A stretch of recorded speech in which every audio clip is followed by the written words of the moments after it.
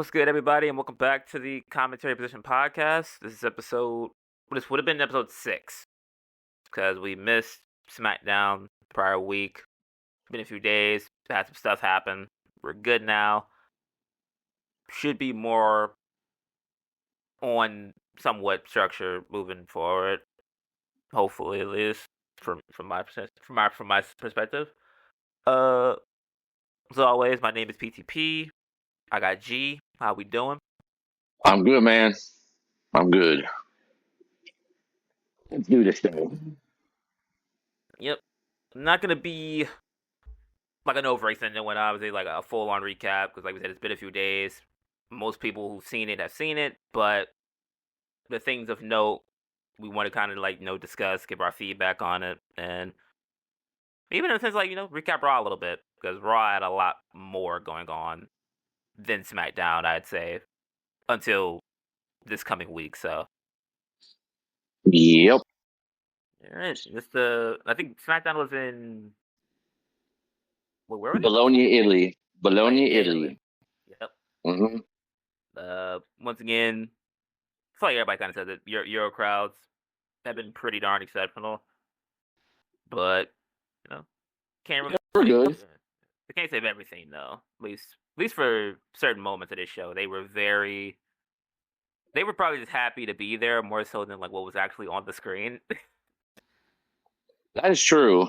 They're gonna enjoy whatever they get because they don't get it very often, obviously. So yeah, or at least even bad, it's not recorded. Yeah, that too. Yeah.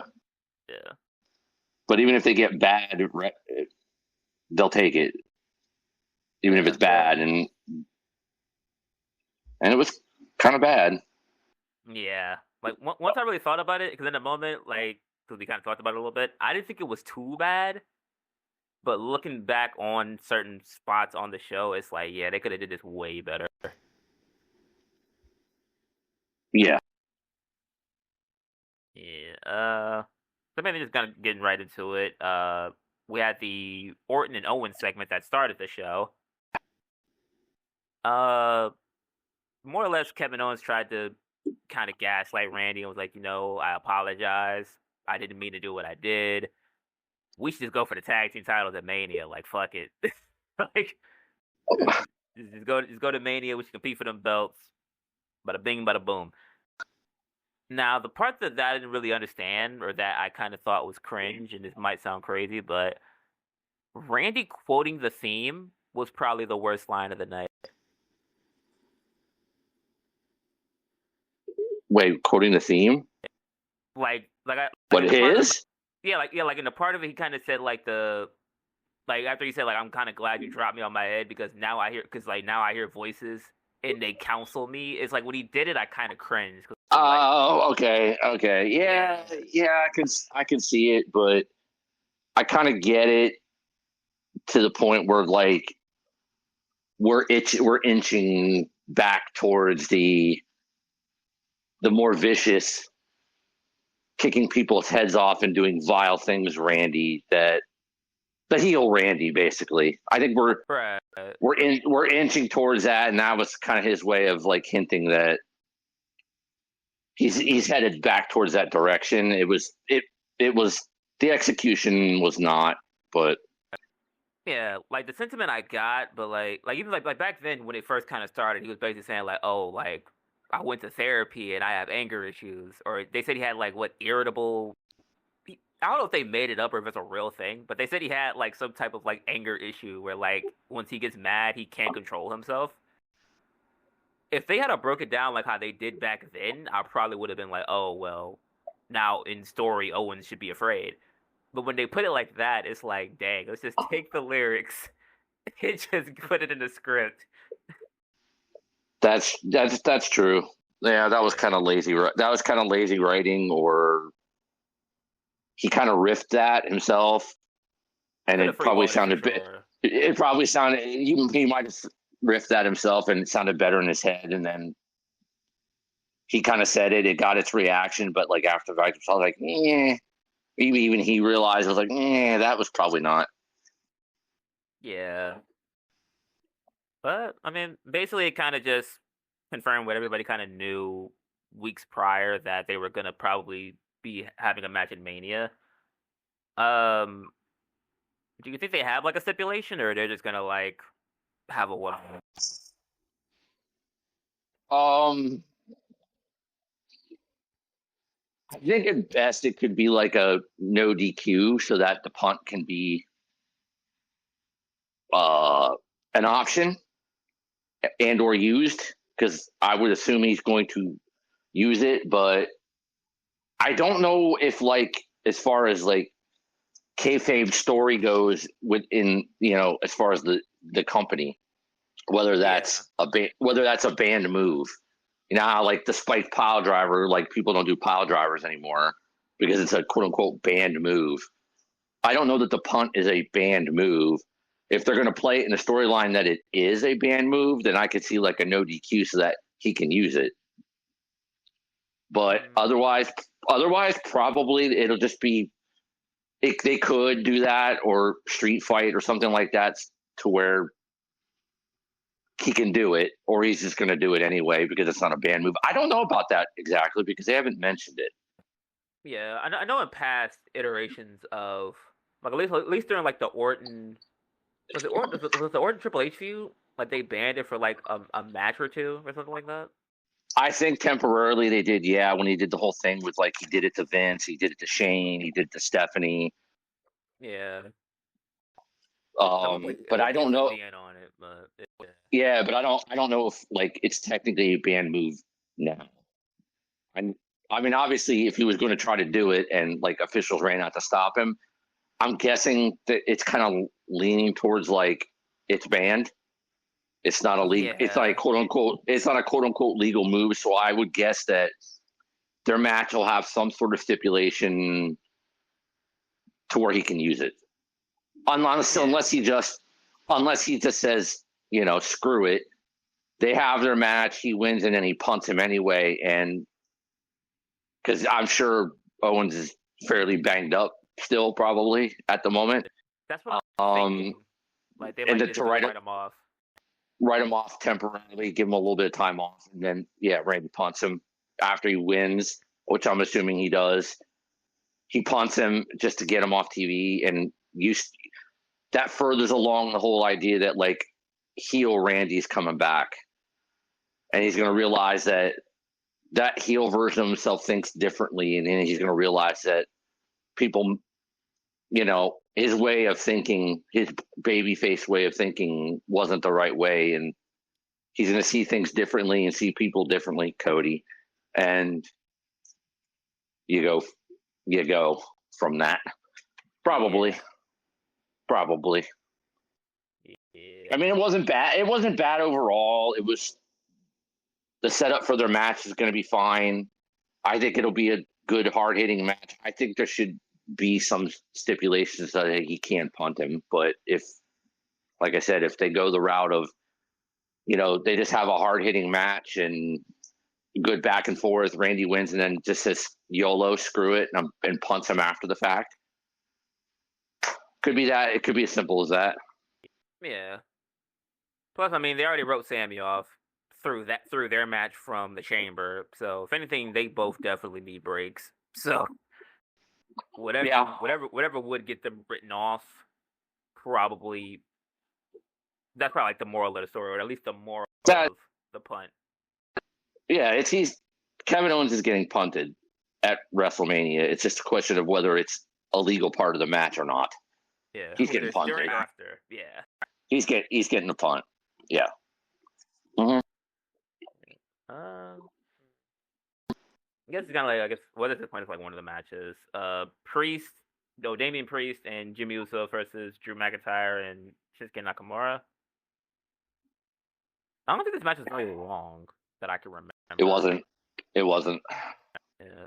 Basically like Jimmy and Shinsuke are kind of just like plug-ins for the fact that like Drew and Priest wanted to like attack each other the whole match, but they were trying to respect tags and everything.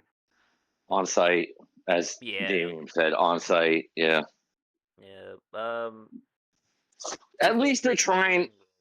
Yeah, at least they're trying to get some story in there and harkening back to Priest cashing in on him and,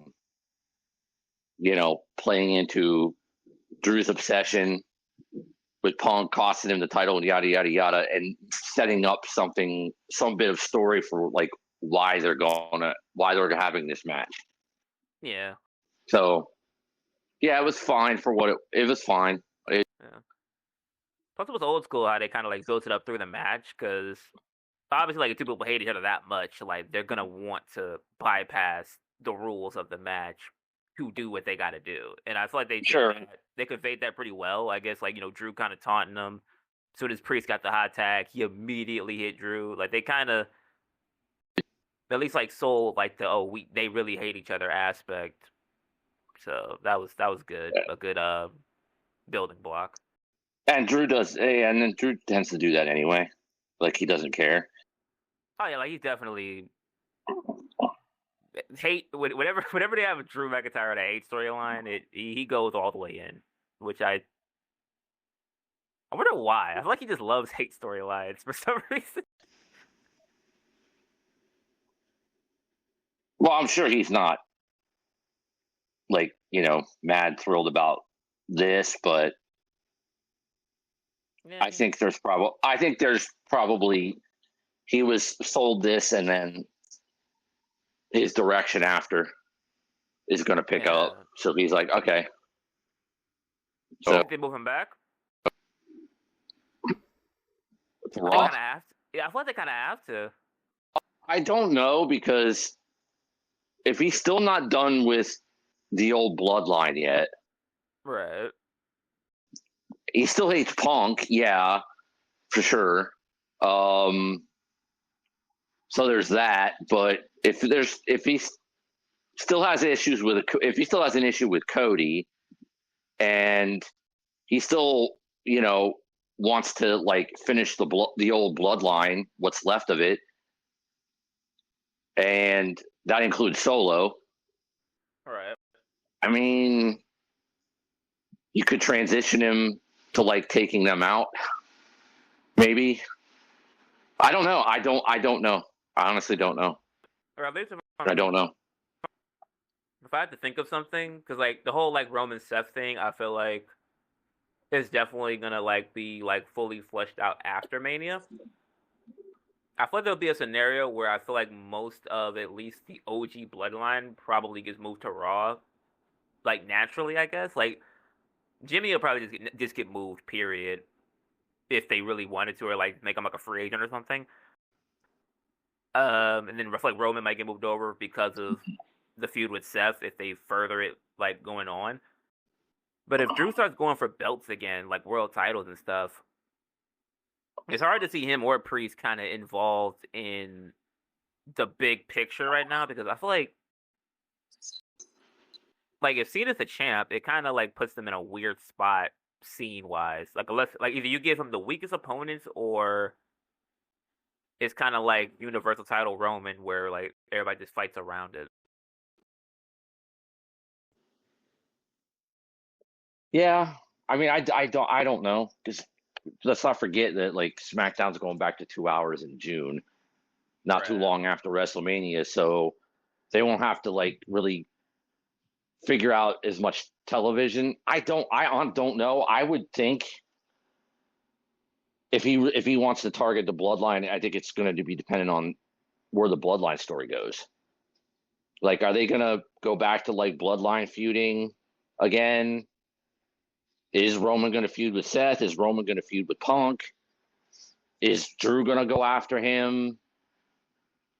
Is Roman going to want the title? Yeah. I don't know. I don't know. And then you got like you said, then there's the draft, there's call-ups. I mean, I know at the beginning, if I read correctly, Netflix wanted Cody and Roman because they wanted all the stars, but they've gotten a lot of Cody so far, and they at least got Roman. They've gotten Roman twice. So, but if you do that, if you do that, what does SmackDown have? Yeah, at least at that point, I'm thinking Are you gonna move Punk? Are you gonna move Punk? Because then you have what? That'll probably be what they end up doing. I think. Like, 'cause I think at that point And they're probably like Punk, Cena. Cena when he shows up. Cena when he shows up. Yeah, they could probably move Sammy back once he's back from his break. Would you give SmackDown Braun You could. as like an investment, like him and You Melo? could. Like, they could You do could. You could. If he's in like the main event scene, but then I don't know. that. That's tough. Yeah. It depends on. It really put them in a tough spot afterwards. Like if Cena was to win, it's kind of like okay, now they have to get mad creative as to what this story leads to being. Well, yeah, because he's not going to be around a whole lot. Right. So, and that's going to be likely your champion. So, what do you do with SmackDown when your champion isn't there because he ain't going to be there? So, like, what's your main thing? Do they go back to the well with the bloodline again? Like, do we get Zilla? Do we get Hikuleo? Do we get Tenga back from injury? You know what I'm saying? Like, do they do that? And Solo switches sides or something like that because he gets kicked out and Jacob wants to lead. That might be what carries it, or we don't know what's going on with Punk because it really depends on as what we get to. He did allude to the favor, his favor, and getting what he wants, or will he? What does that mean? Does that mean he just gets a main event? Yeah, I mean, we'll get to that, but there could be, a Summer of Punk on SmackDown could be like the headline. Which sounds kind of fire if I think about it. Like, I feel like with that roster, either. Yeah, they could if like Cena's not going to be around too much. If Cody takes time off, or Randy turns and they feud, and you get Punk Orton in the meantime. Or as to my previous video that I posted last week about an idea for an Orton turn. If you want to go back and listen to it, I think it's a pretty good idea. Maybe that's it, and you could have even whether you have Punk or not, a Summer of Punk or not. Maybe that's you have Cena as your champion. Cody wants it back. Roman wants it. You could do. There could still be bloodline stuff, but on top of that, your main feud could just be. It could be Cody and, Randy or Cody and Randy because of Cena and The Rock, as per my video, where it could be like, Cody has to go through the group to get his shot because, as Cena said, and we'll get to, he wants to take it with him and basically like fuck the belt and, make a new toy. So I don't know. We'll see. At least there's that kind of intrigue because WrestleMania itself isn't sounding as intriguing as it should at the moment. Yeah. Like, it's interesting just from like what do they do? Like it's like you kind of want to know who wins, or like like in certain matches like who wins. Like obviously the World Heavyweight title, the probably the women's title. Like I don't think Tiffany's dropping it. The other one I have no idea. But then it's like afterwards, it's like, well, damn, like okay, now that these guys won, what do you do? I feel like that's more or less like it sounds kind of crazy to think like 5 months ahead. But that's really all I can think of, really. Yeah. I think it's right now. It seems to be that's the feeling at the moment is that it seems like more the WrestleMania card and what's going to happen at WrestleMania. Although there is some intrigue because at least is like Is Cena actually going to win? Probably. Is Jey Uso going to win?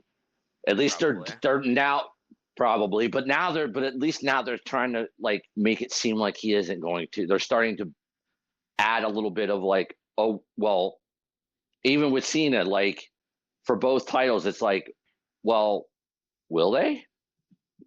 Like try to add some sort of doubt as to like, will they? But it seems like the intrigue for WrestleMania itself isn't as much as like the intrigue for like, okay, well, what's going to happen after?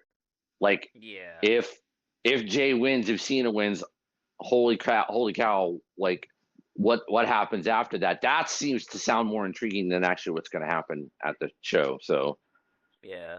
Or at least in the moment, because I feel like last year I kind of thought the same thing, and inevitably, like once I seen the match in real time, the investment, I guess, was more visible after seeing the match, seeing what happened, the ups and downs. That might be like, oh, like, well, like, okay, now I'm invested in the moment. But like you said, like right now, it's kind of like, oh, well, who's in Jay's division? Who's next up? If Jay was to win the title, does Gunther get his rematch immediately? If Cena takes the belt and goes home, what is SmackDown? It's like there's a lot of things that could be questionable. well, Cena did say his intention, and like I said, we're going to get to it, but his intention was to retire with it and take it home with him. So, but as far as like Jay, if they don't move, him, because I know we just brought up Braun. If he doesn't get moved, I have a feeling because Goldberg wants a retirement match. I have a sneaking well, actually no. I have a sneaking suspicion that Goldberg's going to have one or two more matches to like end his career, and it's going to be again. At least one is going to be Gunther. Oh, I think yeah. So you can keep Gunther preoccupied for a month or two, right? You Right. don't move. You don't move Braun. You have Braun loses the Intercontinental title at WrestleMania to who I don't know. Right. Could it be Penta? Maybe. I would have a problem with that. But Gunther's occupied with Goldberg for a month or two. I know it's not awesome as much as I love Goldberg, but at this point of his life, it's not going to be very good. Yeah. Gunther will make it good, but you keep Gunther occupied for a month or two. Jay's not going to hold the title too long, I don't think, because I think they might be headed back to Jimmy and Jay. Personally, after what I saw, I think they're heading back that way to Jimmy and Jay. But if you have Gunther preoccupied for a month or two, you let Jay have the title for a month or two and lose it to Braun. Oh, like just like a complete new vamp, new breed type thing. Re-up that IC title feud that they had, and have Braun be like, you know what? Because Jay would give him the match, and then Braun takes the title off of him, and then you could do a Braun Gunther program. Well, that shit would be lit. Because Braun has been like subtly kind of like on a tweener-ish type of vibe lately. Like he hasn't been the same. He's been mad, but he's not like the same angry guy like he was the month prior. So you could re-up you could go back to the Braun Jay well, and Braun takes the title off of Jay. And then when Gunther's done with Goldberg, because I think that's what's going to happen, Gunther goes back after the title, but it's a fresh feud because it's Gunther and Braun, and that would be good.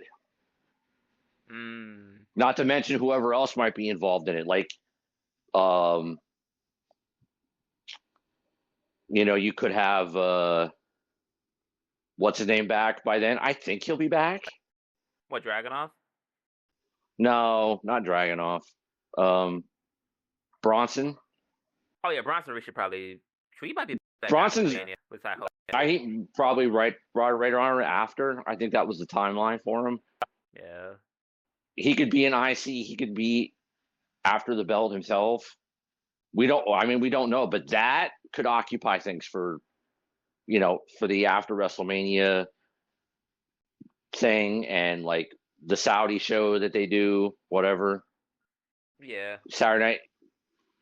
Saturday night's main Get event. get Gunther out of it for a month or two. Not in the best way, but at least, and then do Jay and Braun. Braun takes it. Jay can have the title for like 2 months. Braun takes it from him.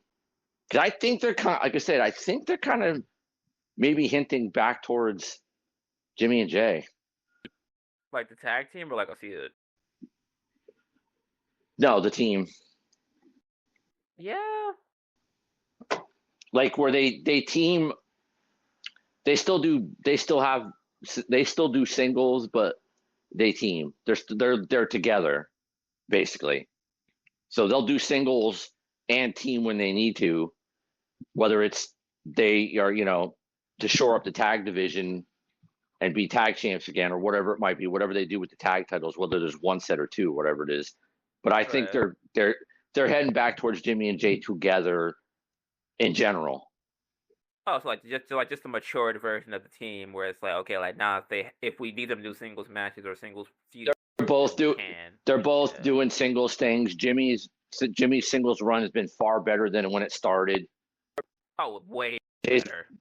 Jay's been able to do his thing. He's won Intercontinental title. He's won world title. They're together, but they could feud with somebody. They could feud with Judgment Day. If one of them's with the IC title or the tag belts or whoever has that, and then be used in that sense where singles wise, they could be plugged into anything. But if they need a team, they're a team. They're just together. Yeah. It seems like that's what they're doing with with him showing up and doing what he's doing to like motivate him. To spur Jay on. I think that's probably intentional to where they're going to put them back, which doesn't feed into the whole bloodline, like re-upping the bloodline feud narrative, because I don't see how that can be over. Yeah. I don't see how it could be over with the fact that, okay, they had the War Games match, but you also got injuries out of it. You haven't introduced the other family members. Yeah, Tonga for a while. Solo is going to get bounced as the leader of the quote unquote bloodline. Jacob wants to take over, which I would assume inevitably lead to a Jacob Roman match whenever that happens. I don't know. So that's still a bit of bloodline stuff. So if they put Jimmy and Jay back together, I mean, obviously they can subvert storyline to like, if they want to include them in it, War Games, like where they could get them occasionally to switch to help or whatever, possibly. Or if, like you said, if they move Sammy helps, maybe. Yeah. Roman, Sammy helps Roman. Sure, Sammy helps Roman, or it could be maybe Jacob. Jacob screwed. Yeah, Sammy could help. Jacob, kicks Solo out. So you got Jacob, the Tongans, and either Zilla or Hikuleo, right? As one group, and then whichever one of them maybe, because I wouldn't think both, but whichever one of them doesn't, joins Roman and Solo. Solo goes back to Roman and acknowledges Roman, and then Roman, Solo, and whichever one of Hikuleo or Zilla doesn't join Jacob, joins Roman. You pick it back up with fresh people. Yeah.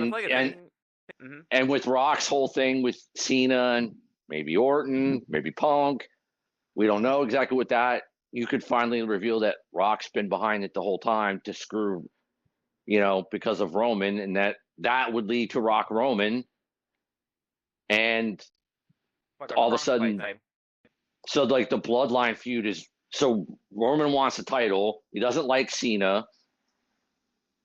He doesn't love Cody, but what happened to Cody is shitty because it happened to him. He doesn't like Punk. Then the Bloodline thing kicks off with brand new members, and then if The Rock is involved in all of that, then you've got Roman, Cody against everybody. Yeah. Or Roman and Solo, and maybe I can't say for sure which one would fit better with which group between Zilla and Hikuleo. I would probably lean Zilla with Jacob if I had to pick. That's surprising because I think. Well, you think at least in interviews he said that he would side with Jay. Like basically like cause they've been like teasing it for like the past year and a half, but I think they asked him like, oh, like which side would you pick, OG or new? And more or less probably because like the Umaga ties and they pay more homage. Well, they're kind of like even, I guess, because Solo literally does the spike. But he said if he was to join the feud, he would join like Roman and Jay. And plus Hikuleo Zilla? Yeah, Zilla. And plus Hikuleo has Bullet Club ties with the Tongans, so that's true. That's true. But I'm just what I'm seeing of Zilla, what I can find of like his attitude and the way he's doing things right now, it leans more towards what like the Rogue. It leans more towards the Rogue than Roman is what I'm saying. I'm not saying at the end of the day it wouldn't matter to me which is which. Yeah. It's just Zilla's current incarnation of how he's being portrayed when he's on TV. It fits more with Jacob in them than with Roman, but that is true. Yeah. So, or at least I feel like Zilla kind of plays like kind of like how Jacob is. Like Jacob can be a really good bad guy. He plays the werewolf, like the evil werewolf side of it pretty well. But if they put him in his face, he will be likable too. That's true. So I feel like Zilla's probably kind of like trying to develop himself in that aspect to where like, okay, if he ever goes off the rocker, he could fit it, but at his core, he's more like Jimmy and Jay than I probably would say. Well, they're all kind of similar, but I feel like he's more like Jimmy and Jay in this scenario. Yeah. But then again, I don't even know if they're going to go that far with like rekindling the feud, because the problem is the centerpiece of the feud is Roman, and given Roman's schedule, Roman ain't going to be around a whole lot. So, but they also got a plan. So, yeah, I mean, it could work, and it would re-spark the feud, especially if Rock is involved in it. Yeah. Like finally saying like a Civil War type thing, that probably would be finally leaning into the fact that this rogue bloodline was his idea, and he's the high chief, because that's what he is. So they answer to him. It rekindles the feud, and adding the new people, it sparks the bloodline feud all over again.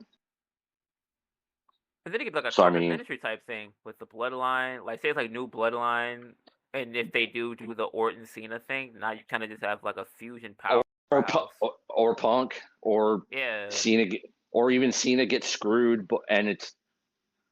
I mean, I could come up with some wild shit. It could be like Punk has actually been the guy the whole time, and his favor is to get maybe the stipulation where the winner of that match gets into this night 2, and Punk's been the guy the whole time.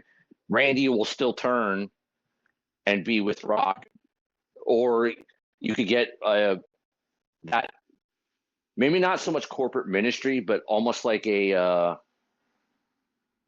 corporate bloodline, where like if Punk ends up being like the guy all along, and he's been playing everybody, and Cena was screwed just to be screwed, because Rock and Cena, this might end up being a couple of shorts, but remember Rock and Cena's feud, they became friends. Yeah, in reality, they became friends after that, but they did not like each other then.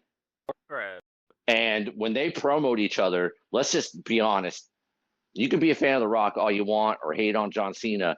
Those promo battles, Cena cooked him like a well done steak.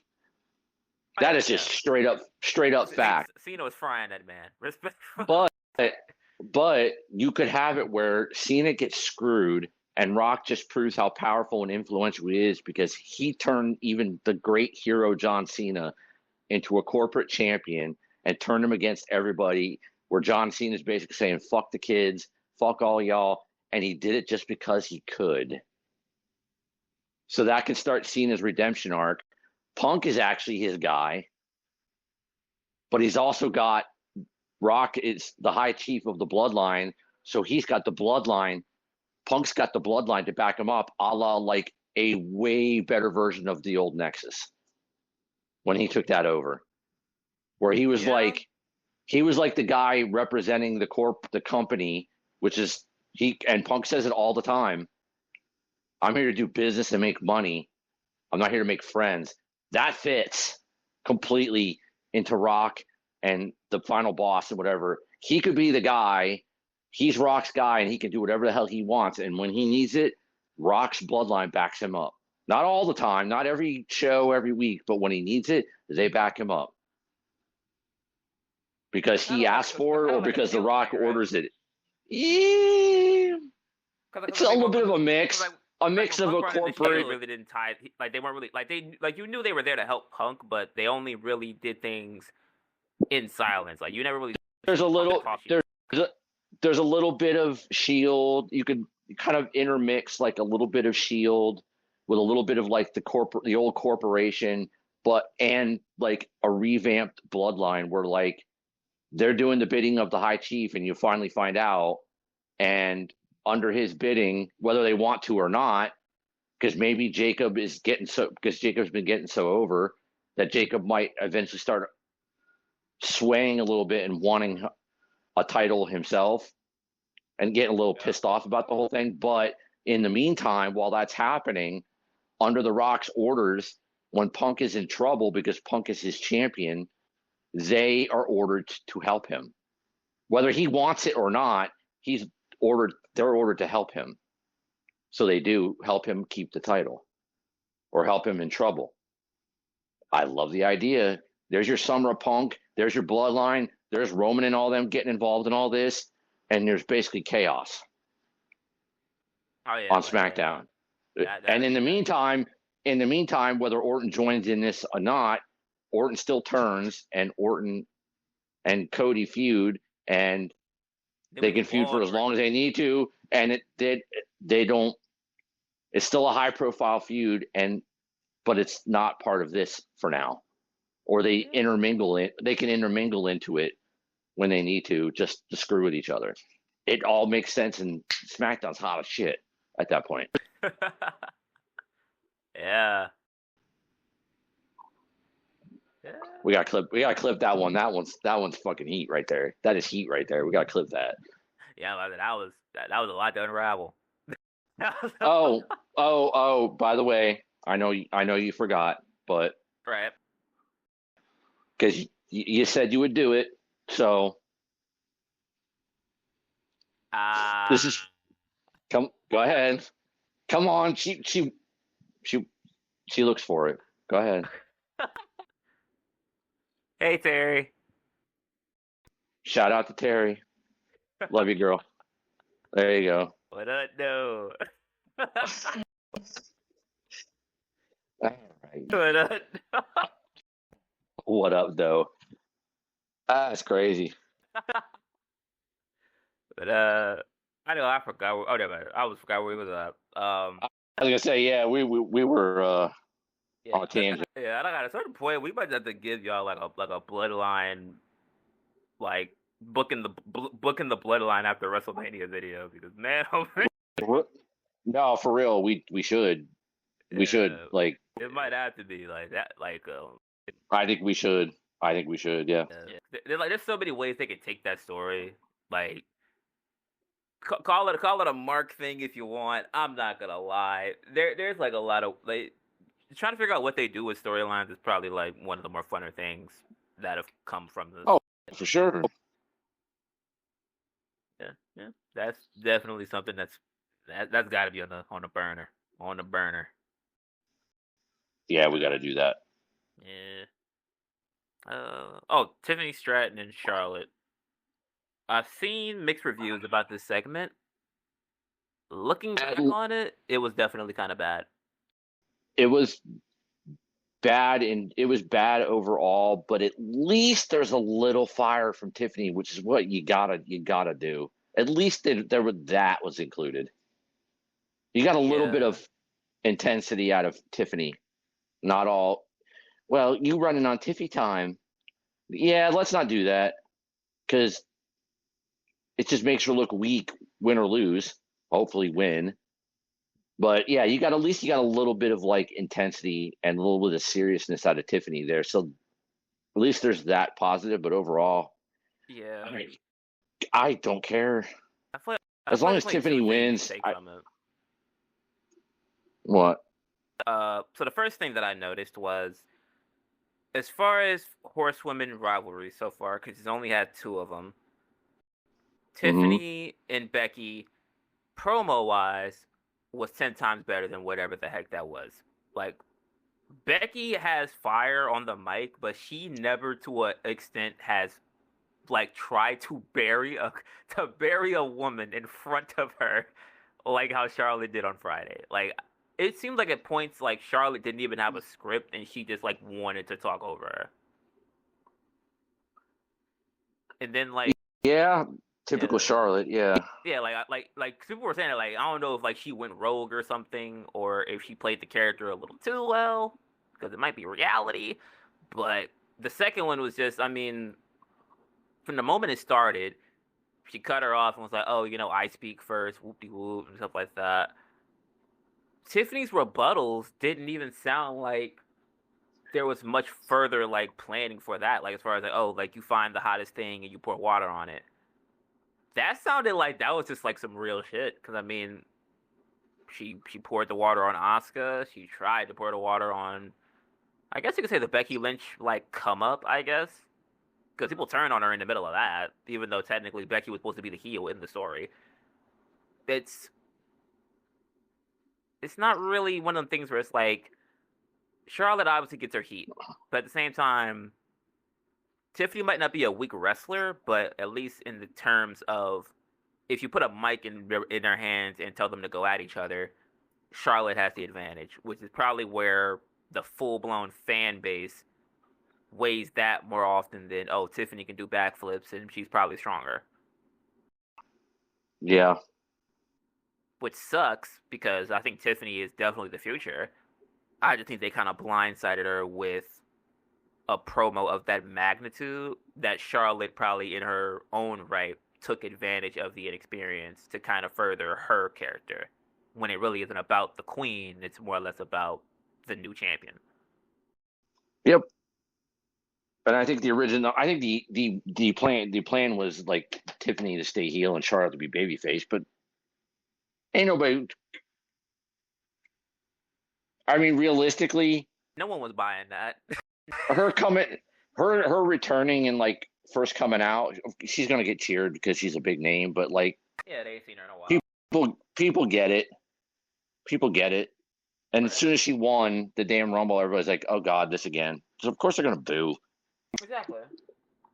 Like, people want to see her back. Don't get me wrong. Like, I know there's Charlotte fans out there, but to think like, I don't think anybody really like, at least like reasonably, no one Oh probably said, yeah, I "Oh, mean, like don't Charlotte can win the Rumble." I don't think no one really thought that or should have had that idea.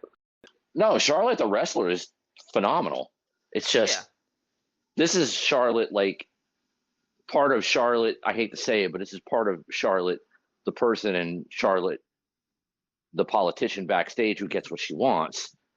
And Yeah. this is not looking good for Tiffany as a champion or as a character or anything like that. Now, that's not all Charlotte. I'm not saying this is all on Charlotte. Right.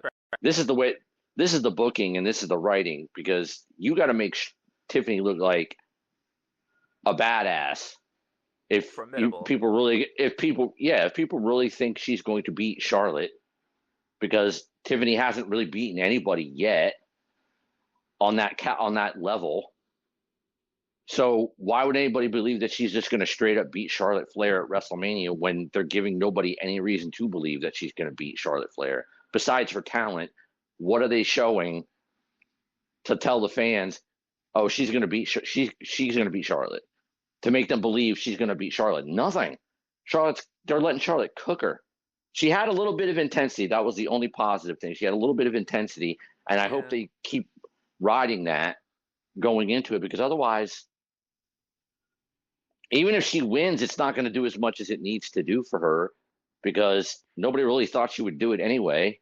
And is it really going to make her like the big thing that she should be by winning? If she doesn't, if she looks like a doormat all the way up and all the way until that point where she does win, I hope, is it really going to make her that much bigger of a deal to win if she got trampled all the way up to it? No. Yeah. She's got to hold her own at least to a point. And I understand Charlotte's the veteran, Tiffany's not. So Charlotte at times it needs to look as strong as possible. Should one up her, should outdo her at moments, of course, but every single moment, no. And Tiffany, and writing Tiffany is like, well, you're going to be running on Tiffy time. That does not work. Yeah, I think so. Like, they're not they don't bow to the queen. They run on like they're. Yeah. This is like Vince McMahon. This is, I hate to bring him up, but this is Vince McMahon cookie cutter booking promo shit 101. Like, no, they should be each other.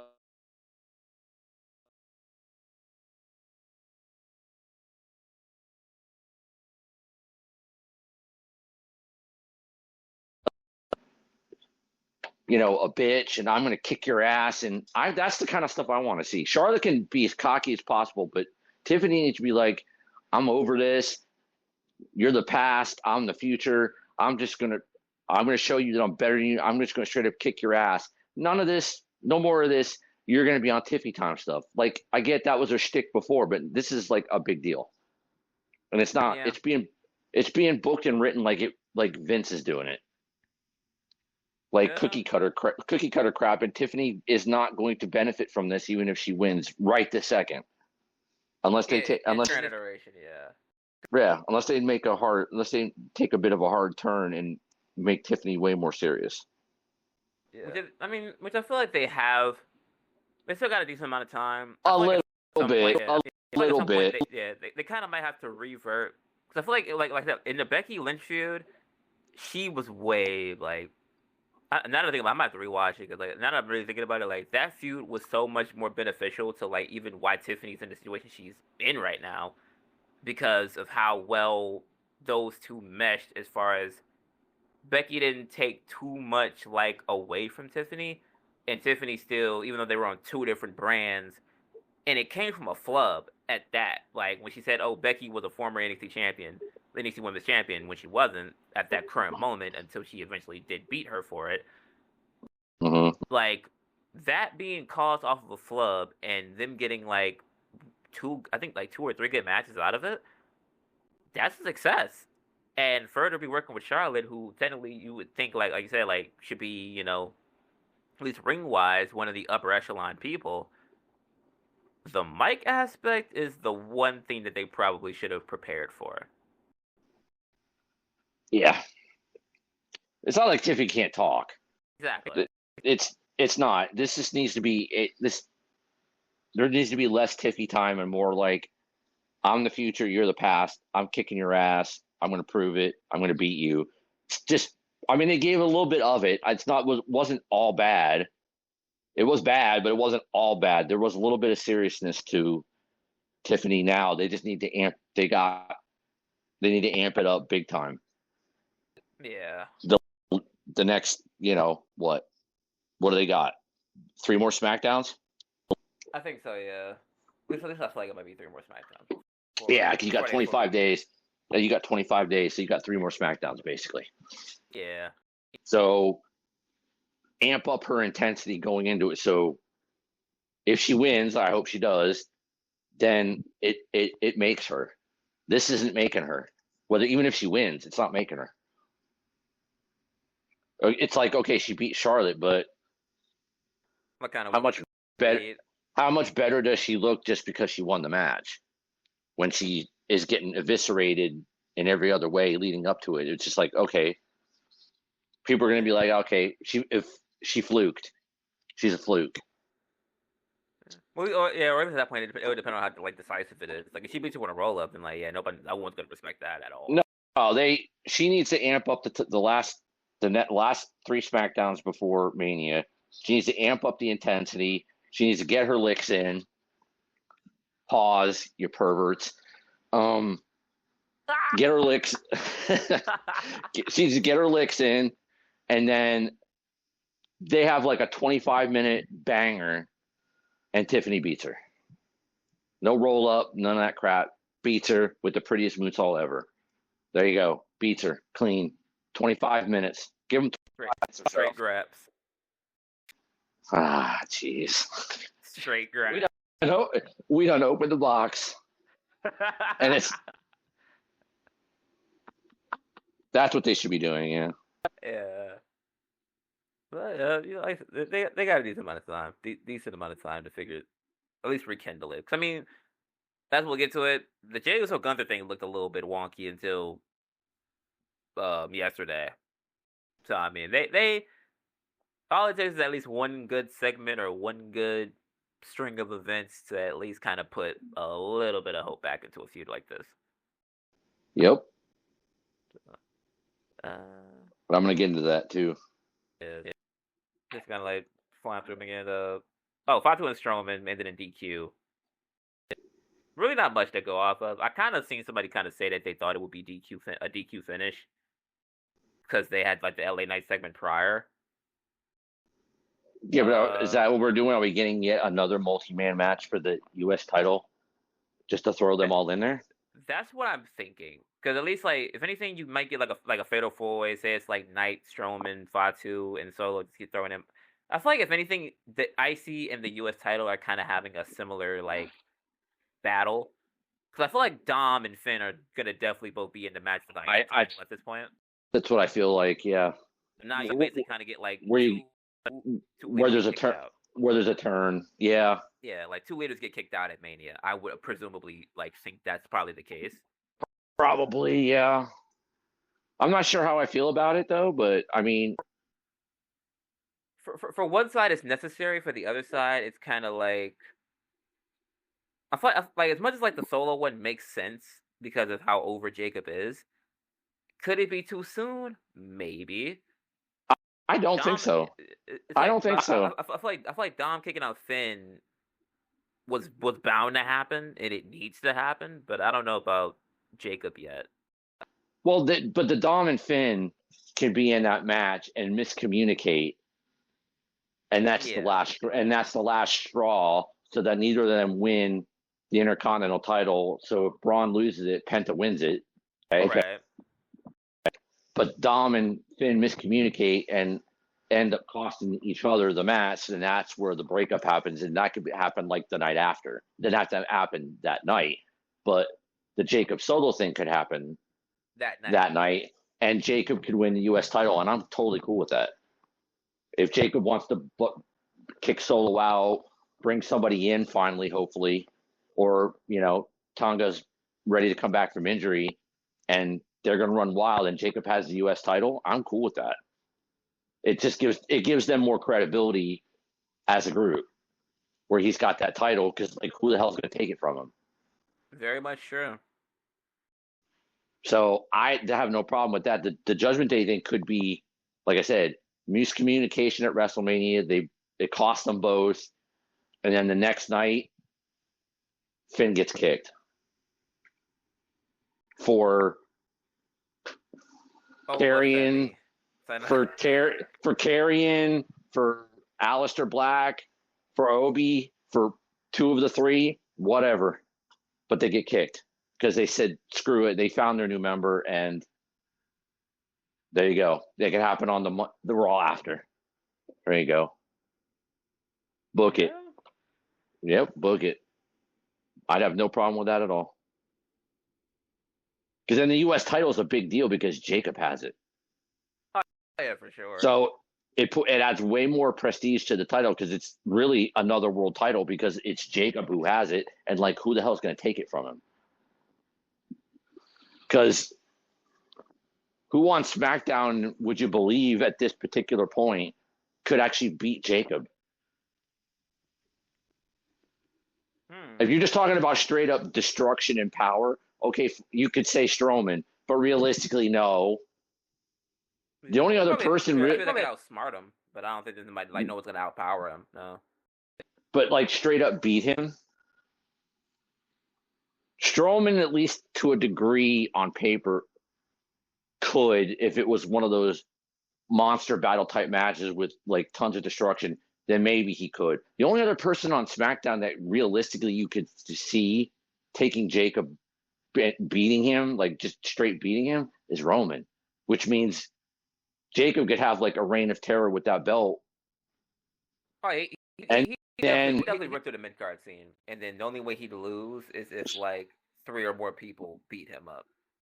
Yeah, he loses it in like a multi-person match, or they have a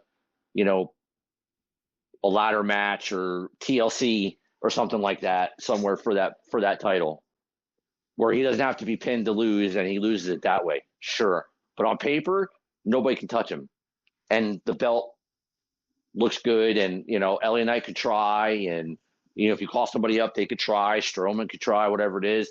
Ain't nobody beating Jacob. There you go. Then the U.S. title is hot. And in the meantime, there could still be a feud, a bloodline feud, if that goes that way. But it also gives the credibility to the Renegade bloodline that Jacob's got the U.S. title and nobody can touch him. For the most part, nobody can touch him. So, yeah. Yeah.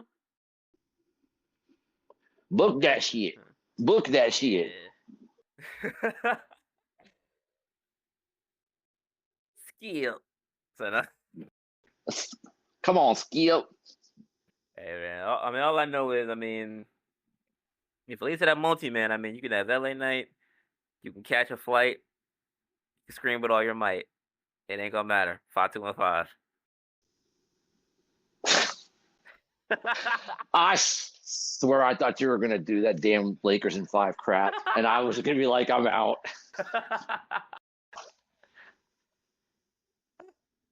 I thought that's where you were going. I was like, oh no, don't do that here. Come on, can we keep that out of here? Oh no. I'm not gonna lie. That Shannon Sharp thing has merged into wrestling though. I've seen it on TikTok a couple times. Like, if you guys know, you know. That's hilarious. Come on, Skip. That's comedy. What are the matches on the card? Respectfully, is Niven and Vega even worth it? No.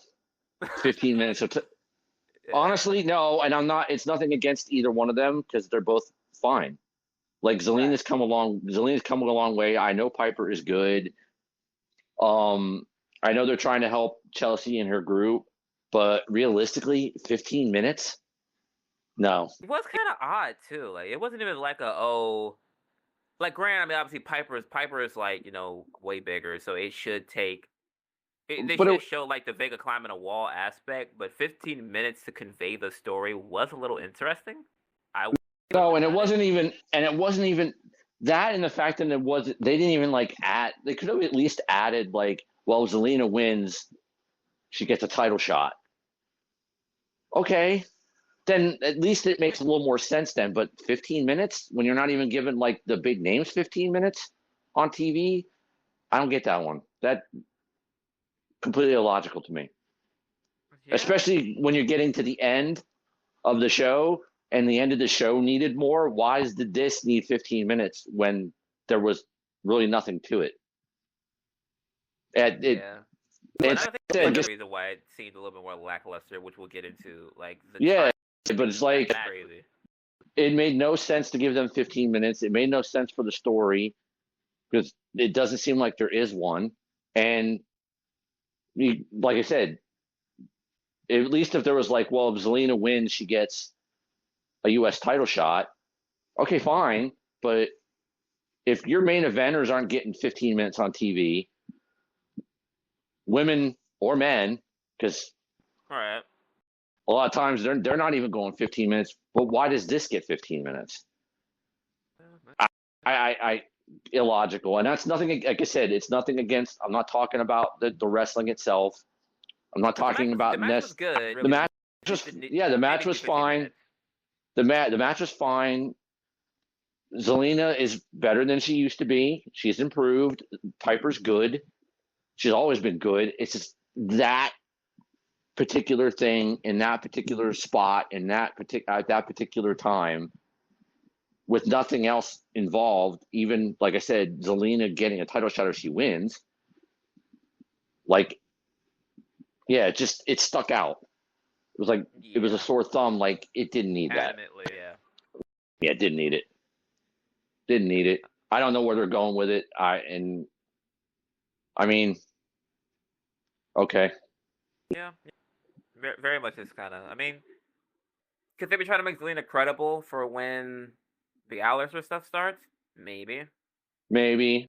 I don't like the new name of the group either, but like I said, we can dive more into that probably for this week's SmackDown because I'm sure it'll be on there. I don't like the new name either, but it was just green. The green. Come on, the secret. At least the secret harvest, even as bad as that is, it sounds better than the green regime. Come on. Yeah, I'm not gonna lie. Like at some point, I ain't gonna lie. I might just like make this a shirt just to see what people's opinions are. Do y'all like the name, or comment on the comment like at some anywhere for any platform? Just comment. Do y'all feel like the name is good? Because no, it's funny, but I don't know. No, it's funny, but neither of them are good. The secret harvest, at least it's bad as that is, sounds better than the green regime. That just I don't even know what that just. Green regime does kind of sound crazy. The secret harvest at least was like a pun. Like you could tell it's like a pun made name. But it's like, and for the U.S. champion, where she acts like a politician or a presidential like figure, where she comes out and they can come out in a specific type of outfit to protect her. At least that makes sense. As corny as the name is, that makes more sense than the green regime. Like what? Yeah. That sounds like some like late '80s, early '90s WWF kind of name crap. Like it just don't. High key, right? It makes no sense. It's just like that's awful. That might be up there with Men on a Mission. Mom, yeah. I mean, at least the name Men on a Mission doesn't sound bad. But when you mom it, it's like my mom's coming to the ring. It's like, wait, what? Yeah, that's cringe. But at least that name is better. Oh God. Anyway, let's move on from that. That was. Yeah, that was something. Cargill and Morgan. I ain't gonna lie, randomly, that Liv Elisa art was fire. Like it was like somebody had like a Mona Lisa picture, but had Liv Morgan's face on it. Yeah. That shit was kind of hard. That was good. I understand the build. I understand the Naomi getting the beat down and getting the beat down, but like interfering caused the DQ. I don't think it helps. I don't get that it helps Jade at all. If you're trying to make her a big deal, especially if she's going to win, because I assume she's going to beat Naomi at WrestleMania, and then we're going to find out that Naomi isn't by herself. Who that is, we'll see. But if Jade's first loss, you do it in a random SmackDown match, and I'm not saying losing to Liv per se is a bad thing, because Liv is so much better than she used to be, and I give her all the credit in the world because she has been awesome. She has.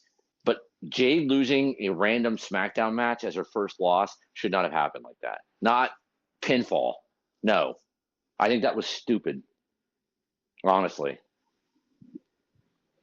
I think Naomi comes out, causes the DQ. Liv, Raquel, Naomi, even though they're not necessarily friends, but it could play into the whole it could continue to play into the story of like, well, we're Liv and Raquel involved. It could still tease that, even they probably aren't.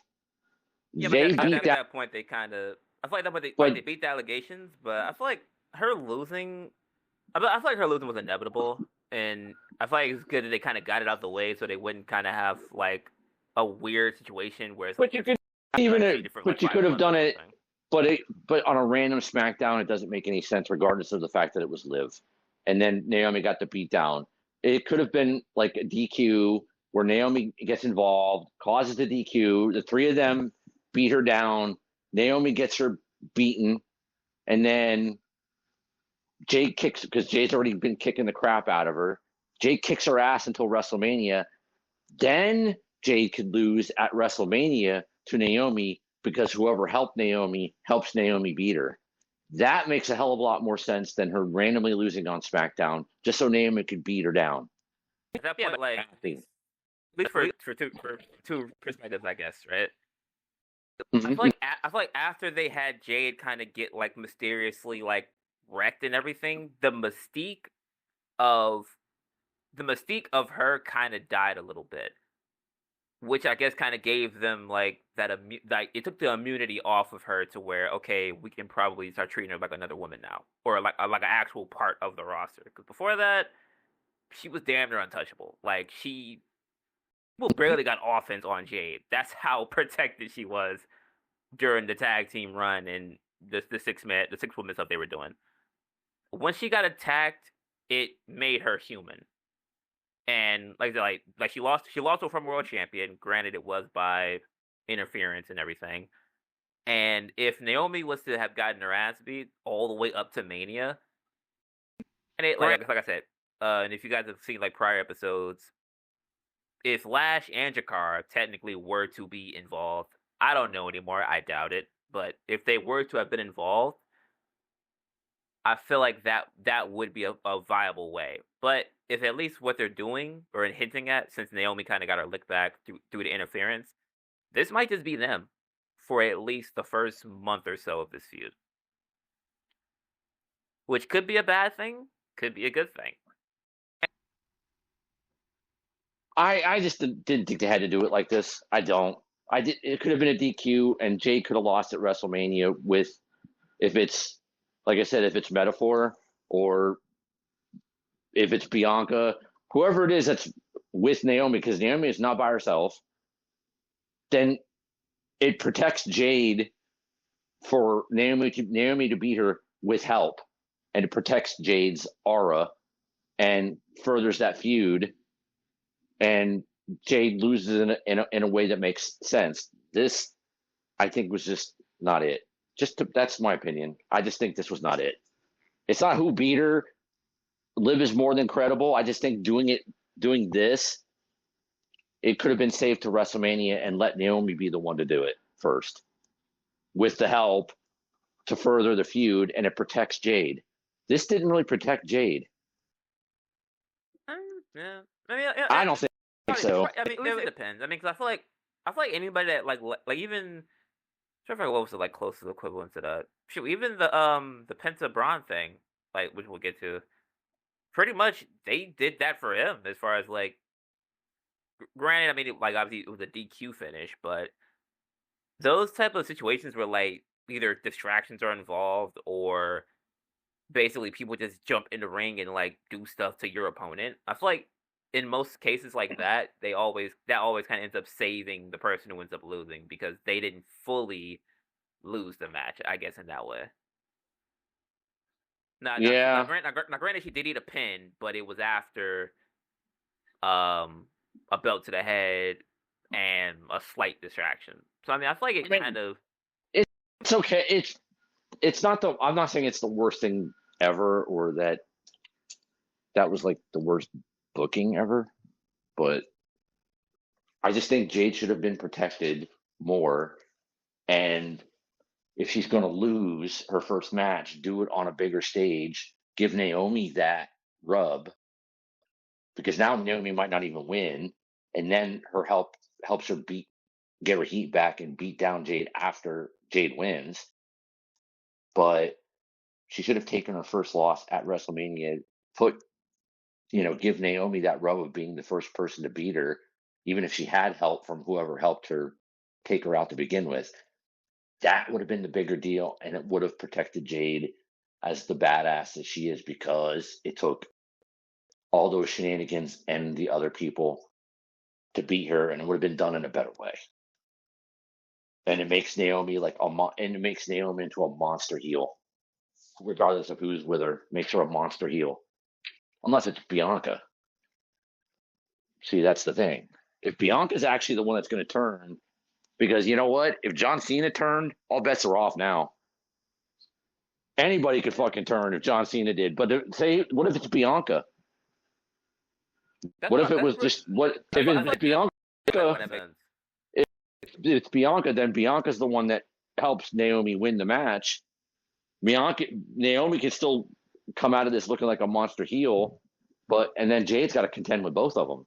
But they're both monster heels for Jade to contend with. That makes much more logical booking sense than what they just did. But I mean, I get it, but at the same time, it's like, I mean, they also kind of wanted to also, because to be honest, like Liv's momentum has been. I don't think Liv had lost in a minute either. Like at least like vehemently, like in a singles type of setting. I don't think she had lost a singles match in a minute. So I guess they kind of had to keep her looking somewhat credible as well. Plus, it kind of might have been like to build momentum for the Raquel match. I guess like days later or something. I don't know. I just, like I said, it wasn't the worst. It wasn't the worst thing I ever saw. I just think it should have been done. It should have been booked differently. It should have been done better. Because it would have made, like I said, it keeps Jade strong. It wouldn't have hurt her at WrestleMania to lose in that way with help. Could have built a much bigger feud, and it would have made Naomi a monster. Even if it's not Bianca, even if it was Metaphor that helped Naomi, but it would have made Naomi a monster heel, and that would have been great. It would have been perfect, and they did. And they didn't. Like, if we're being honest, right now, I get like the idea of them having like the attack, well, like the Naomi and Jay thing, right? Mm-hmm. If we're looking at it from like a I guess like not like credible, but like from like an actual like, would you rather cheer and boo for? Is Jade really believable as a face? Yes, I think in the Naomi situation, yes, she would be more believable as a face. But I feel like even like if she can learn, if she can, even like the way she wrestles, she's very smug. But yeah, but she's gonna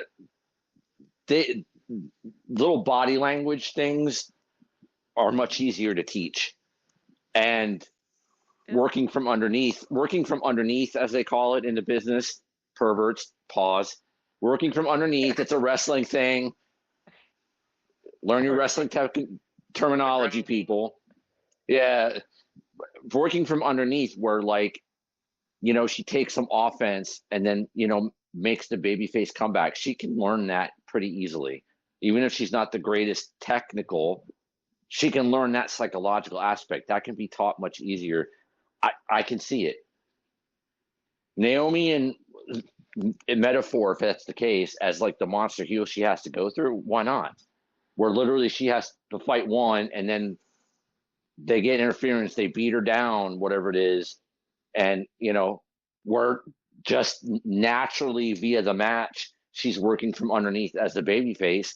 Then yes, she would work as a babyface. She would just be a monster babyface against a monster heel group, hopefully, or not. But then she would be a monster babyface, but she could get attacked, interference, whatever it is, where she's on the defense, still a monster when she's doing her offense, but when she's down because of help, interference, whatever it is, shenanigans, she's technically working from underneath as a babyface would, and working her way back up. So she can do that and mount her comebacks. It would fit her as a baby. She would fit as a babyface.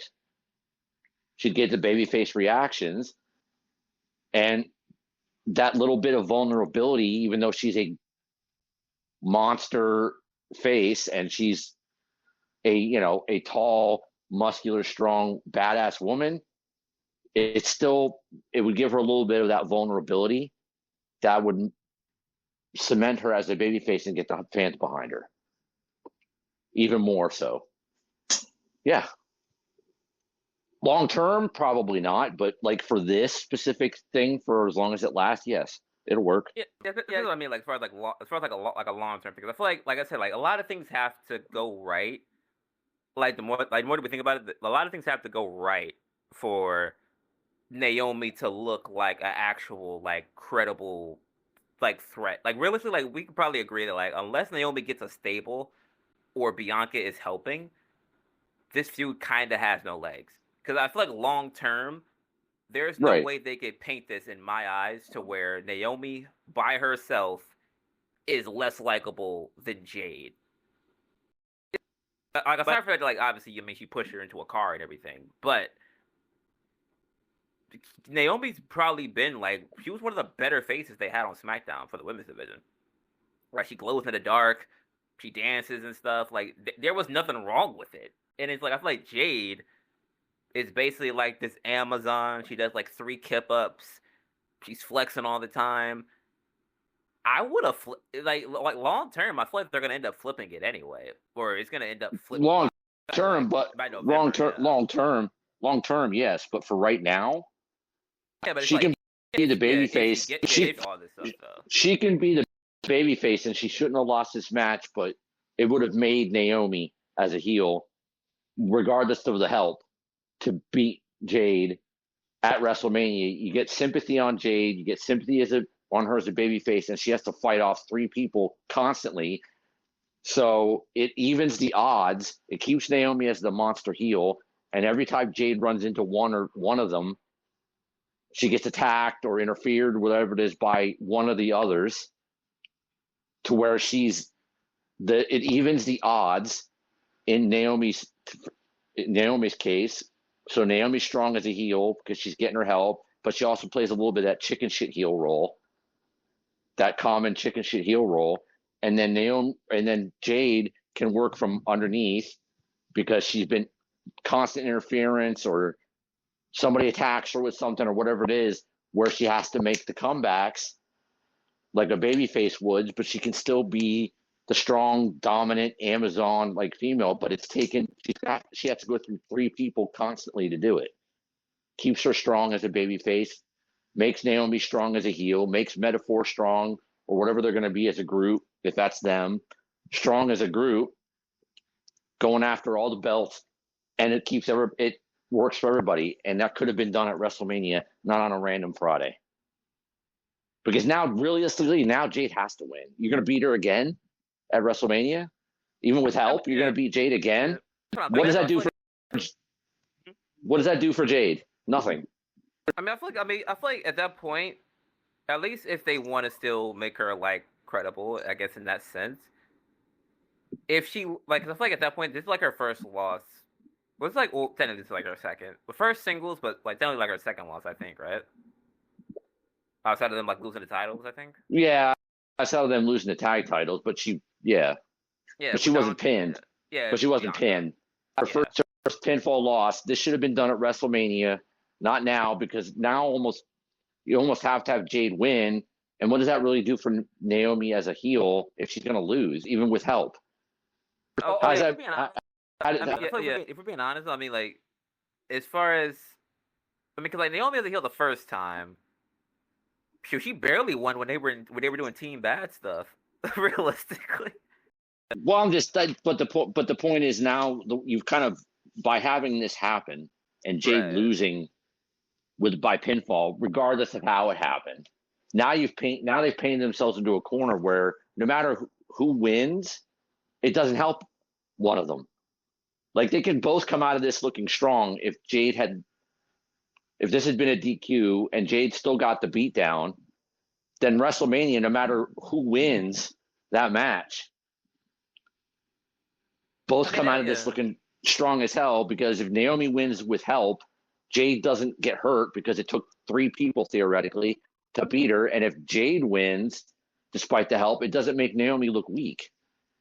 At that point, I mean, like, if it's gonna be like if it's gonna be a long-term feud or like a long-term investment, I feel like at that point, I don't think Naomi as a heel needs to be protected, especially if it's like her second. Like, if it's like her first time doing it and they really wanted to like make her splash, then by all means, like do the necessary precautions. I just think it's booked into a corner now because of now that Jade's lost, which that shouldn't have happened. I Now, mean, like, I feel like either way, even if like say if Jade got a DQ loss that night or a DQ win that night because like of interference, I feel like win or lose from this match right here, I feel like Jade still was gonna win at Mania just because they wanted to. They want to push her first and foremost. So at that point, it's kind of like well, but if they want to continue this feud, if they continue this, they can still build on it, but they could have to be but from. the best way to continue this feud is they could have had the DQ loss. She doesn't get pinned. She still gets beat down, and then at WrestleMania she actually takes the pinfall. But if it's metaphor, it takes 3 people to beat her. So she takes that first loss. It makes Naomi. Realistically, it makes her as a heel because she pinned Jade regardless of being helped. It makes her and her group look good. It keeps Jade protected and strong. It could carry on the feud.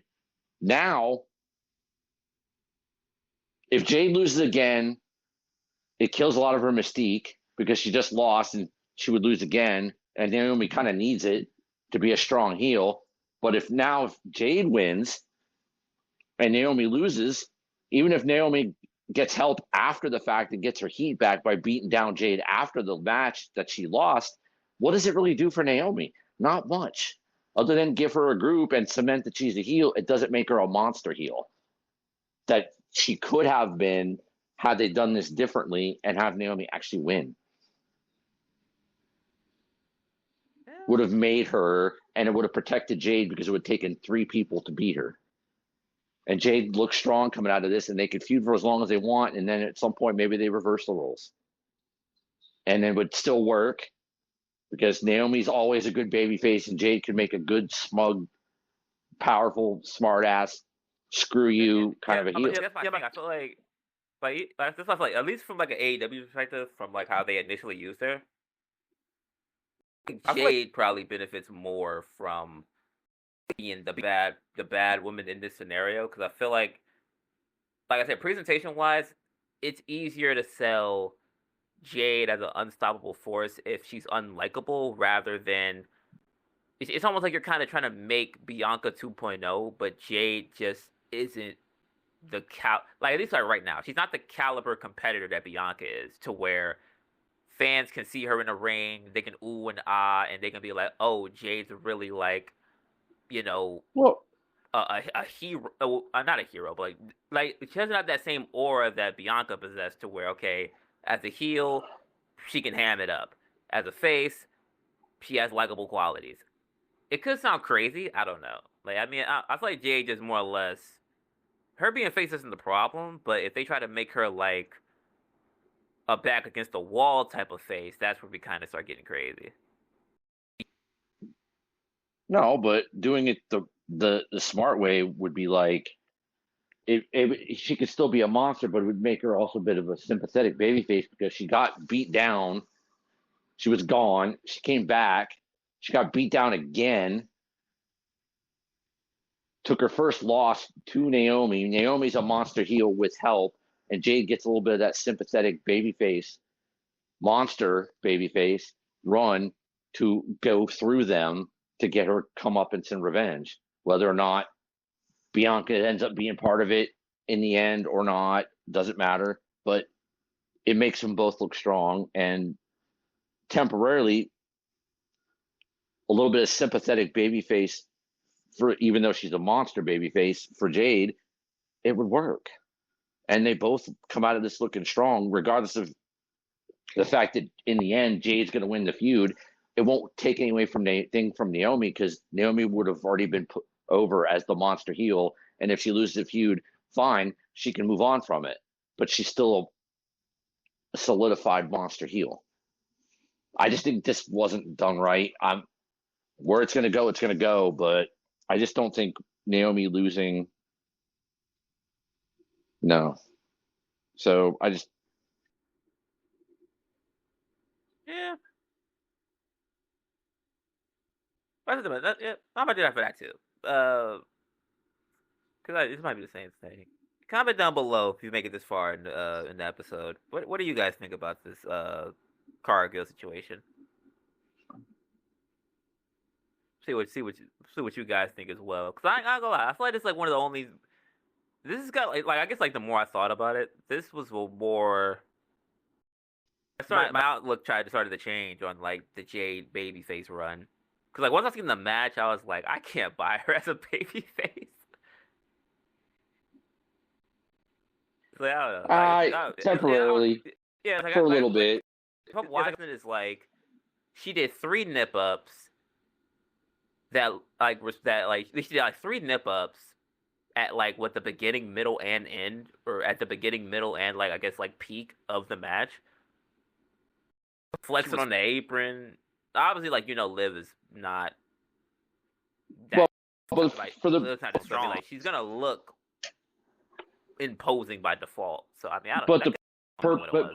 But for the purpose of this feud and this set amount of time that they do this, it makes sense for Jade to be the sympathetic, strong, but sympathetic babyface who has to take on multiple people to get her revenge, which she eventually does. But it won't make Naomi or whoever, if it's metaphor, it won't make them look weak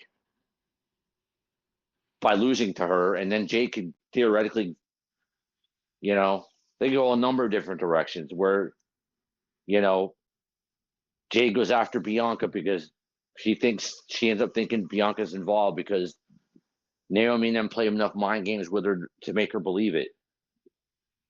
And then she heals it up against Bianca. Okay, fine. Yeah. It's just. I feel like if anything, like that's where I feel like they should have went. And they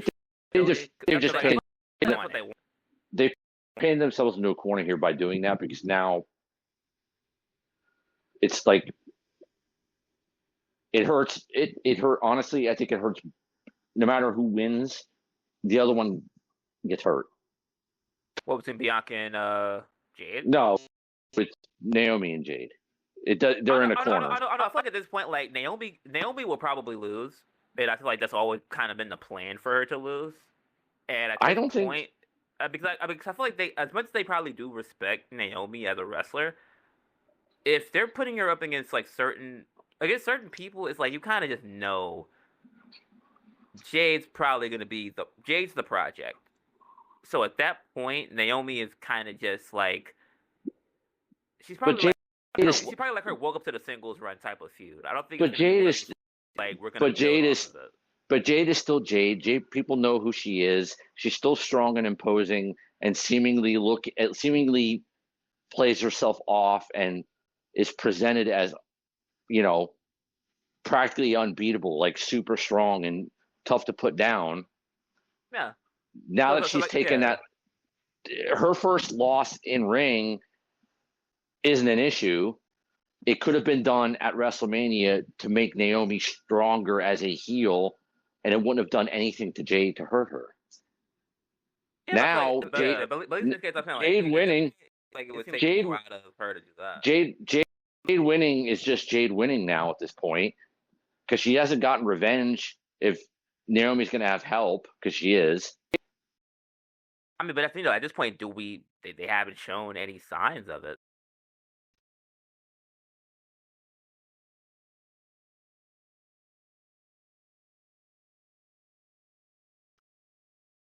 Back after losing the match by having her help come out, and they doesn't put her up the rungs of the ladder as a heel for losing. Yeah, but at this point, it's like now we kind of just think at this point we gotta just think. As far as right now, the help does not seem like it's coming. At least right now, at least. it's like that's why I feel like it kind of worries me as far as if she doesn't have any like assistance in this, taking that L. And at this point, Okay, the way they're doing it would be like, okay, basically this is just. Do we know that for sure though? Do we know that for sure though? As far as like right now, if I had to look at the three people that could possibly be involved in this, you have Metaphor, who, as far as for like the past few weeks, they've been on Impact, and I think they have like a few with like Tatum and Gigi. Now, so it's like at that point they got that going on. Well, they could stop that. They could stop that in the next 3 weeks, and Bianca is on Raw because she's in the title match, but she could lose the title match and then get involved in this because she was involved in it the whole time. She just strayed off from it to try to win her title. Yeah, because she loses it. Since she gets they strayed away from like the idea of the intrigue of it, I guess, because like obviously like Bianca, I mean like with the contract signing, I mean she kind of healed it up a little bit, where she seemed a little like she's showing some she's showing like some inklings of it, but she hasn't interacted with Naomi or Jade in the past 3 weeks. Minimum, I think, or like the past 2, maybe 2-3 weeks. Yeah, just a couple of weeks. Yeah, when it's like a couple of weeks. Yeah, like fans forget about the element of, does Jade even trust Bianca? Does Bianca even trust Naomi? Does Naomi still hold on to this delusion? Like that element has been like, I guess, in a pot essentially. So where now it's like, unless Bianca comes back this week and actually communicates with them, it just seems like Naomi's acting on her own, which at that point, that's probably a harder build rather than in the case of you give them a stable and you layer them up that way. I mean, that's fair. That's fair. Either way, I feel like Jay gets the dub though. Whether it's probably like 3-on-1, 2-on-1 type thing. I just think they booked themselves into a corner here by having Jade lose like that. I do. I'm not going to stray from that one. Yeah. They booked in a corner here when they could have done something a lot better for Naomi as a heel by having her win, even with help, because it doesn't hurt Jade and makes Naomi a monster.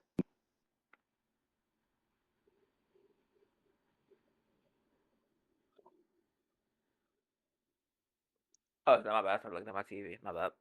I was already looking at this. I forgot I had NXT on in the background. What's that supposed? Oh, Street Profits and the Garza tag match. The match wasn't bad. From what I can remember, like those Garza they always looked good. I feel like it just furthered the whole tag team turmoil thing from Mania. Probably. That's what it seems like. Another multi. I don't know how they do it, but yeah, probably. Yeah. Essentially, all the tag teams were shown by the end of the night, so that probably is more or less what they're going to do with them. Yeah. Whether it be like a ladder, could be elimination. So it's going to be something like that. So everybody's in it, sure. Yeah. It'll be. I'm not saying it'll be bad. I'm not saying it'll be bad. It's just like it's an easy way to get everybody on the card. Yeah. And like I said, it won't be terrible. It's just, tell more stories so that, win or lose, everybody, you know what I mean? Win or lose, everybody, well, who should look good coming out of this does. And has storyline coming out of it so that if they add any other teams to the division via draft or call up or whatever it is, the division is strong and everybody has a reason to want to fight everybody, and the fans have a reason to want to watch everybody fight everybody. Like, carry that on. But yeah, which I feel like they might be. At least if I had to think about it, there's probably like maybe only aside from the process, there's probably only 3 teams that I could probably look at vehemently that are probably even going to be together after Mania. Because I feel like Los Garza might get Andrade stuff holds any weight. That might get split. Which I mean, it could still be Legado with Santo and Angel, but yeah, maybe. I feel like we kind of get. I feel like we kind of get that old school Andrade, Humberto, actual face type of team from like. I think the last time they were like involved with each other was like the COVID. Was it like? Yeah, I think it was like COVID 2020, something like that. Yeah. So should be pretty interesting. Like the easy way to get everybody on the card, you know. Yeah, it was fine. Then the entrance segment. So no, this Punk, Reigns, and Rollins. Like I said, I feel like their entrances took away from this. Like I feel like it took them. It did.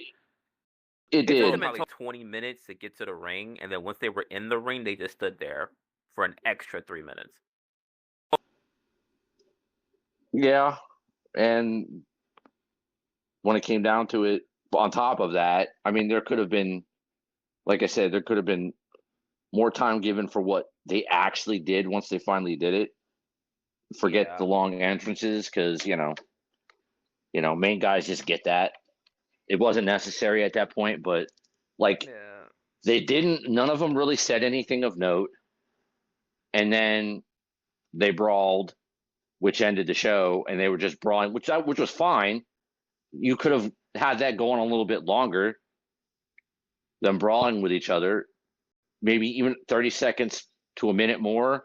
But like what they said was like, what? Like, yeah, but if you run it down, like Rollins, well, at least from Reigns in the beginning, he felt screwed by Punk, even though it was the Rumble, and I mean it was every man for themselves. The agreement was right. ended because they don't like each other, so you technically weren't screwed. Yeah, there was no agreement. There was no agreement. Yeah. It's the Royal Rumble. He was just like acknowledged me. It's basically like, well, I want Punk because he screwed me in the Royal Rumble. No, he just eliminated you from the Rumble. Yeah, and like Rollins, legitimate was Rollins did try to kill him. Rollins might have tried to kill him. Yeah, that part was fine. And then Rollins coming out and basically the one thing Rollins should have said is like, we've been doing this for a long time.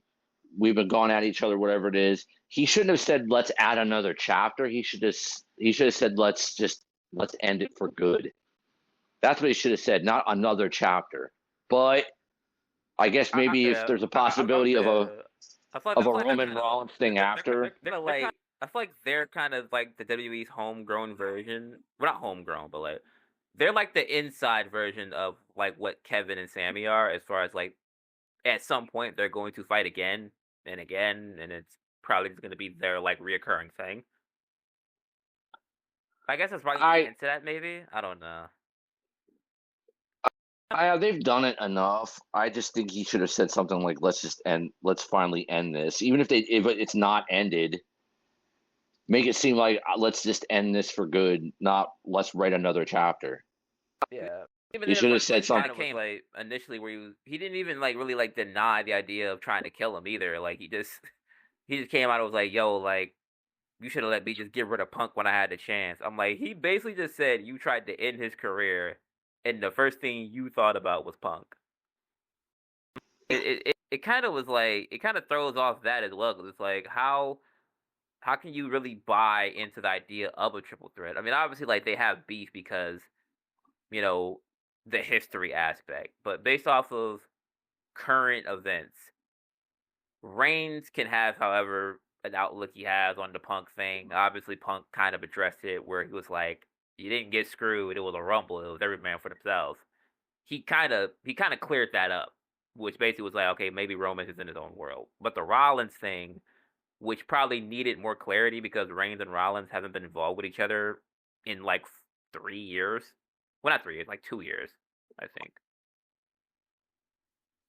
Like fully for 2 years. Yeah. So, I mean, at that point, they needed more clarity or more like, I guess, body to it. Because Punk's gonna really do whatever he wants. Like Punk really is just there for the payoff of a main event that's worth something. Mm-hmm. Reigns is like, I mean, obviously Reigns wants his belt back, but he's technically doing side missions right now, and Rollins is just obsessed. So it all seemed forced. Nothing of substance came out of it. Punk's was probably the most substantive, and even then, it wasn't much. And yeah, very from them, until Monday at least. Yeah, from them, it was a letdown because Punk's just like, neither one of you has ever beaten me without the other, and talked about Paul and we'll talk about the favor later, but thanks for delivering me your on a silver platter, whatever it is, and then that's it. And it's like they should have had like a good 10 minutes of verbal sparring amongst the three of them and then brawl. So now hopefully, because they already basically said it, this week SmackDown, all three of them, contract signing, they need to like just eviscerate each other on the mic and brawl again to set this up. And then maybe if there's some sort of stipulation to this, we find out what it is. Whether it's, it main events night one or the winner gets a title shot, something, whatever it is, they gotta nail it because this was lackluster.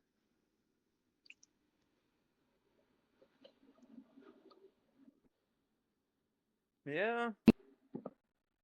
Which I mean, like I said, if they with 3 weeks left, they would have did it. Well, like I said, it just seems like they were cut for time, which they didn't need. I understand the entrances and whatnot, but they could have cut a couple other things on the show, a couple more minutes where they could have actually, even with the brawl at the end, and going off the air with the brawl, that's okay. There's no real issue with that. But they give them another couple minutes of like stick time, pause.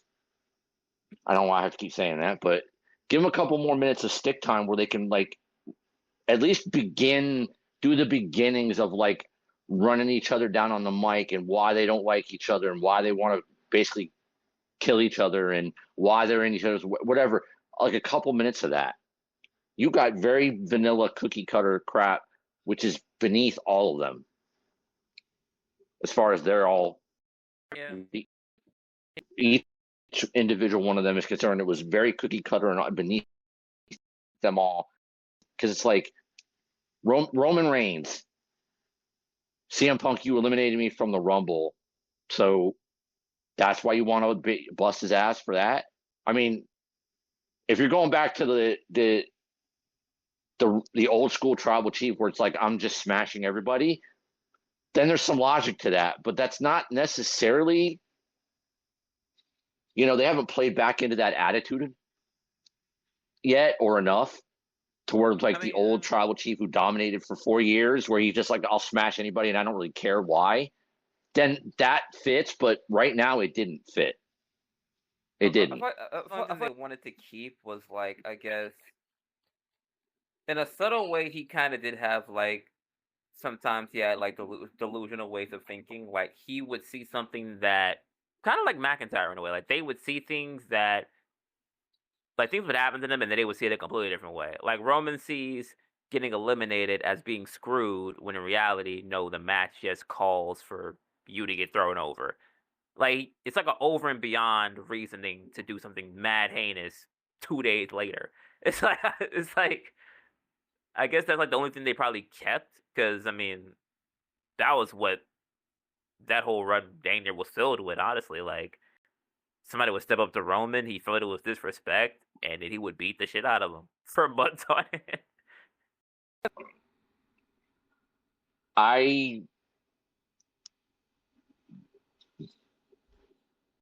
You can hear me, right? I can hear you. Yeah. Okay. it's getting a reconnecting thing on my screen, so I might not have the best connection right now with the storm, but um, I don't know. It's just it was too bland and vanilla. Yeah. I just they got another shot this week. They've got because at least we know Roman's going to be there. Right. For the contracts, they need to they need to have their time. They need a good 20 minutes at the end of the show, I would assume. Although maybe not, because Roman only goes on first or last, so it could They start the might show theoretically. they might start based off of what happened at the end of last week. If that Maybe. wasn't their plan to have it be like as short because of the Piper Niven match or whatever, if they want them to go first and like set the tone, Yeah, I can see that making sense. but give them 20 minutes. Do the signing. Let them like verbally like run each other down. Why they hate each other, every reason, yada yada. Let them just go at each other. Let them seriously go at each other and like do some stuff. Get bleeped by the censors. I mean, go through all that stuff. Sign the contract and then brawl again, like for Yeah. real. Do that. Then it's like, and hopefully there's some kind of a stipulation based on this Punk hand. The insinuation, could there be? If there is, but Punk said it after. So, I mean, with the contract signing coming up, maybe that's what that we'll find out, that there will be a stipulation. Because I don't think Punk, with Punk being back and him, one of the reasons he came back is he wanted the WrestleMania main event. He wanted to, but he wants a title. He wants title WrestleMania main event. So is he going to be happy enough, both as a character and as just him, to be like, okay, well, they're having a triple threat match and it's going to main event night one, and then that's it? Or is the favor going to be maybe not so much that, but the favor is Heyman convinces, Nick Aldis to say, you know what, they all deserve a title shot. They all got screwed in some way, technically, although they kind of all screwed each other. Yeah, right. I guess like Seth. So okay, the Chamber, he probably deserves a shot. Roman's rematch clause, obviously. Well, that he never got, and then Punk and Rollins had their match, and Roman screwed them both. Yeah, Seth screwed Punk at the Chamber before Cena's turn. He screwed Punk, so they could. The favor could be like the winner of the match gets added to the Cena Cody match. And then there's far more. Then it's a triple threat. Then you could play on that, whether if Cena wins, where it's a more believable way, or, like I said, maybe the winner of the match could be it Punk, be it Rollins, whatever. Maybe they're involved. And maybe Cena's not really the guy and that's screwed, or they're involved too. And they're with I don't know.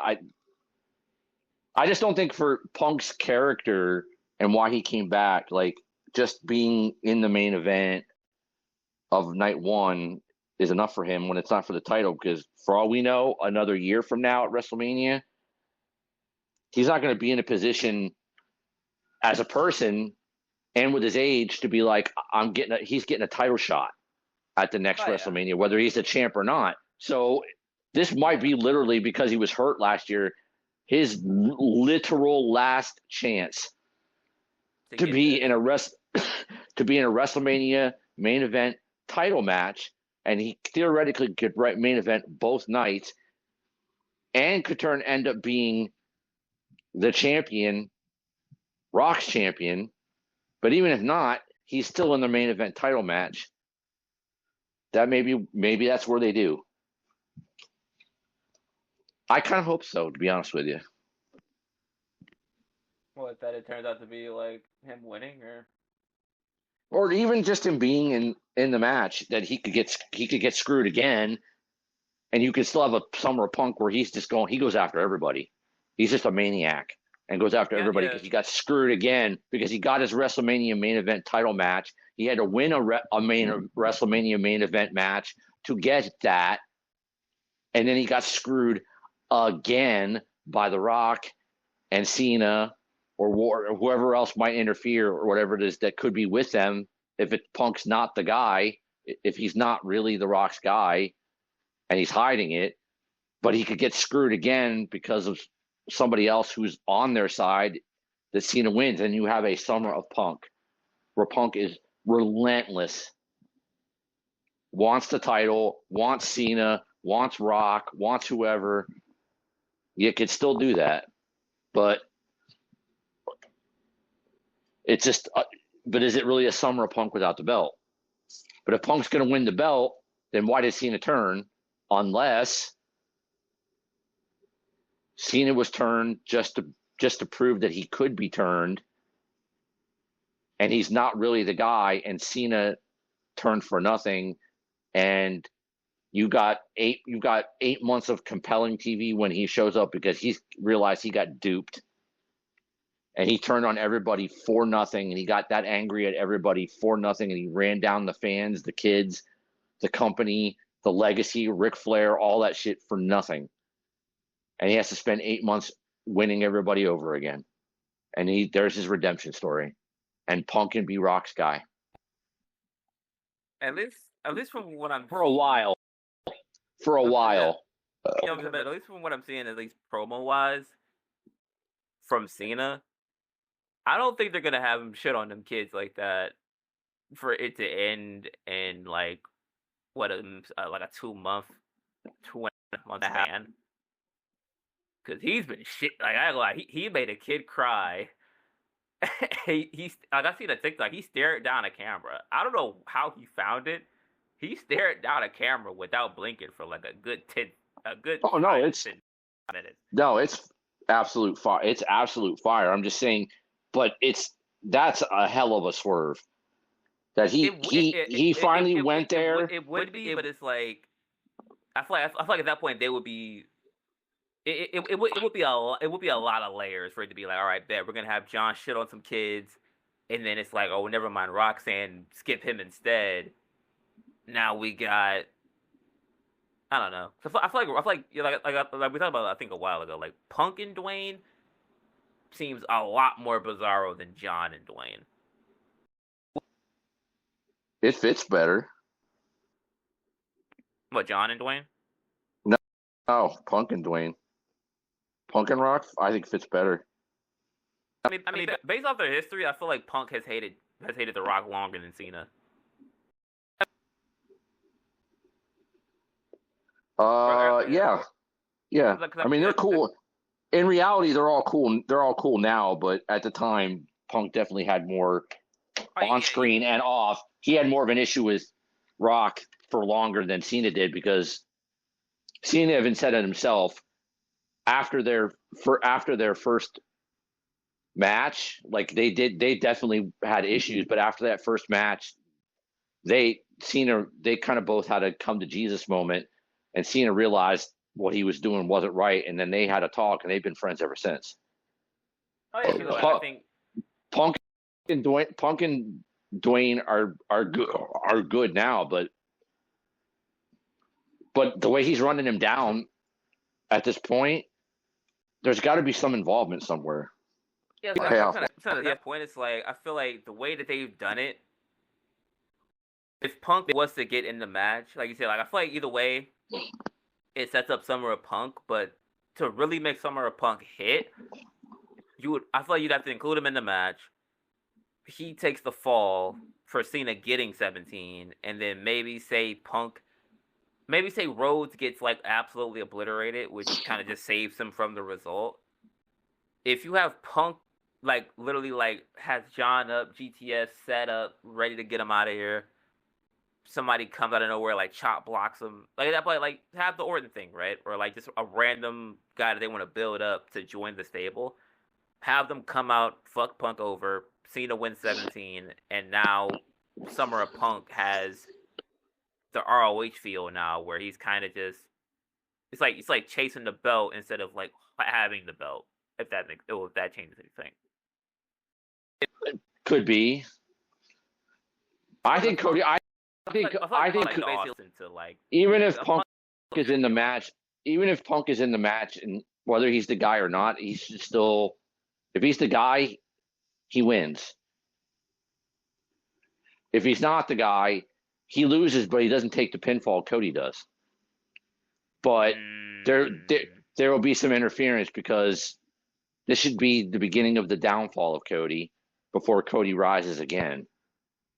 Because beating Roman the way he did, with that superhuman effort, with all that interference, you can't tell me just like Punk being in a third wheel in the match and a 40, basically my age John Cena is going to be enough to wear out Cody.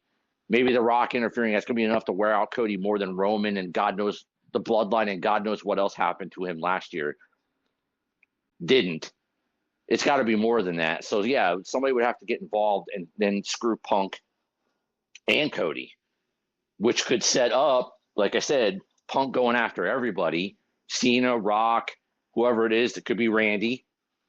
Randy could interfere after all the other interference. Punk's got Cena set up, and Randy comes out seemingly to fight off the people interfering. Right? Punk hits the GTS, goes for the pin.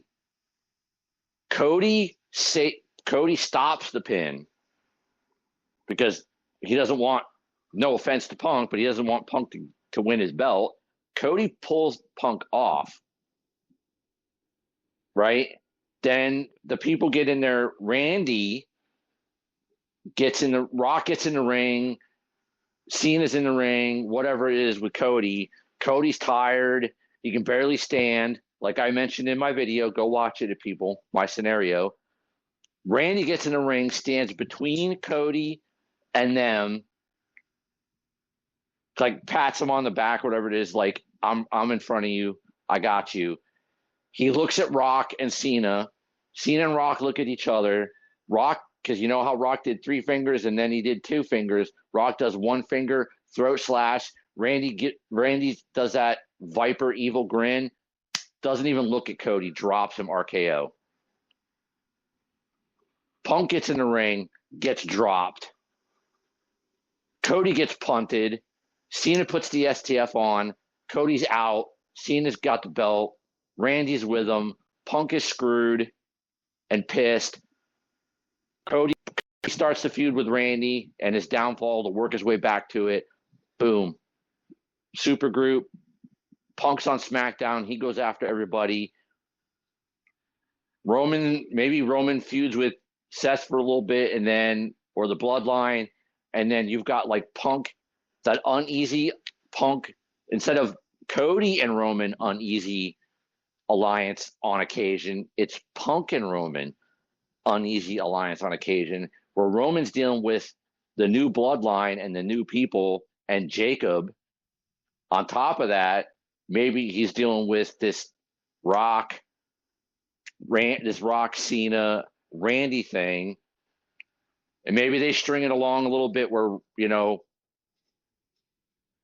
Rock is leading the bloodline, although it should be obvious, but Roman wants the belt. He doesn't like Cena. Screw Orton. He doesn't really like Punk either, but, when push comes to shove, the numbers game is too much, and occasionally they have to help each other, and they both go after it. Bam. Yeah. And Rollins, and you know what? If they really wanted to shake things up, they could move people to Raw and move Punk and Seth to SmackDown, and Seth's in the middle of this whole thing, and he doesn't give a shit about anybody. Like he'll go after fucking Roman and Punk too, and seem like play a tweener, where like he doesn't really love the bloodline, necessarily. So he would fight them, but he also wants a piece of Roman and Punk, and maybe wants a piece of Cody, and maybe wants a piece of Cena, yada yada yada, because he brought it up, and then you've got all that intrigue, where you've got all these different storylines that can intermingle, intertwine with each other, break off from each other, so that things are constantly going for months. And there you go. You're booked through WrestleMania and all through the summer. And in theory, you could book it all the way till December if you're going to keep the title on Cena. Although they end up holding it for the entire year, which I feel like they might end up actually or Punk beats him for it before that. Cena goes on his redemption arc to be babyface because Punk turns. And Punk, why not? You can reverse it. Heal by itself, or like wait, so like Punk would have to. Punk could be like because he gets screwed, and after trying to get it back, he keeps getting screwed. So he says, you know what? I'm here, like you said, I'm here to make money. I'm not here to make friends, although skirting the line, but I'm here. I'm here to make money. I'm here. I want the title, yada, yada, yada. He doesn't really care. So inevitably he keeps getting screwed, and he finally makes the decision that the only way he's going to get his title and do what he says he wants to do what he says he wants to do, not care about anybody and do things his way, is to be, the champion who's all about making money, not about making friends, not about keeping everybody happy. I'm here to make money. I'm here to win a title, yada, yada. And then he eventually just gives in and says, forget Cena, I'm your guy. Because maybe Cena defends the title a couple times and gets close to losing it, needs all the help he can get to hold on to it, and The Rock gets sick of it, and it's like, you know what, I need somebody else. And Punk says, I'll do it. Finally gives in and says, I'll do it. I need it. I want it. I don't care. I'm here to make money. That fits in with the whole final boss, board of directors kind of narrative. And he's the guy, and they flip. And Cena has to go on. And then Cena gets screwed later, goes on his redemption tour, has to win back everybody. Punk gets the belt from him because of a swerve, a double swerve, where they end up switching. Cena gets his redemption arc. He spends the rest of the year winning everybody over. Punk has the belt. At the end of the year, Cena gets his last match against Punk and loses. Because there's no point in giving him 18 if he's going to win 17 now. So he loses his final match, but he loses to Punk. Probably hold it for the end of the year, I'd probably assume, and then maybe, since like I said, if he's retiring at the end of the year, have a major pay-per-view in December? No, I don't think so. They could just a Saturday night's main event. I mean, I guess like that could be his send-off, or like maybe he loses it in November instead, or like November 3rd, near the end of the year. I don't. I mean, if he's going to be, they're not going to turn him back to face like with, 6 weeks left in the year. It's going to be enough time for him to not only have enough time to make enough appearances that he has left to redeem himself with the fans and have his final match against somebody like a Punk or an Orton or whatever it is. It doesn't have to be Punk. It could be Orton. Maybe his last match is Orton. Orton's still a heel, and his last match was with Orton, and he can win and go out as the hero again. Then Punk could be the champion. But they could do. I mean, they could do like kind of like a Hogan Rock thing, like from that WrestleMania where like technically, I guess going into it, it was supposed to be like Hogan was the heel and Rock was the face, but as the match went on, and they realized the ramification of like, dang, like we're really getting Cena in Punk, or like depending on like whatever dynamic it is. At the end of it, it can kind of just be like through the heat of battle, they shake hands, and then by kind of default, you can kind of win out in a nicer way. You could. There's a lot of that's the thing like we mentioned earlier. That's the thing about this is like the build to WrestleMania hasn't been what we expected, especially compared to last year. But the possibilities coming out of it for what will happen after are far more exciting because we're literally riffing on a bunch of different ideas for what they could do that night and after, and it sounds way better than what's happening that night. Potentially, yeah. Yeah. So. And then in a way, I guess we can kind of rapid fire because that's what you guys know. Like there is a Raw review up, more or less, but rapid fire because obviously this is a team thing. So if anything, I'm gonna just run them down or just bring up the key points and G give his opinions for those things because like I said, obviously I did mine.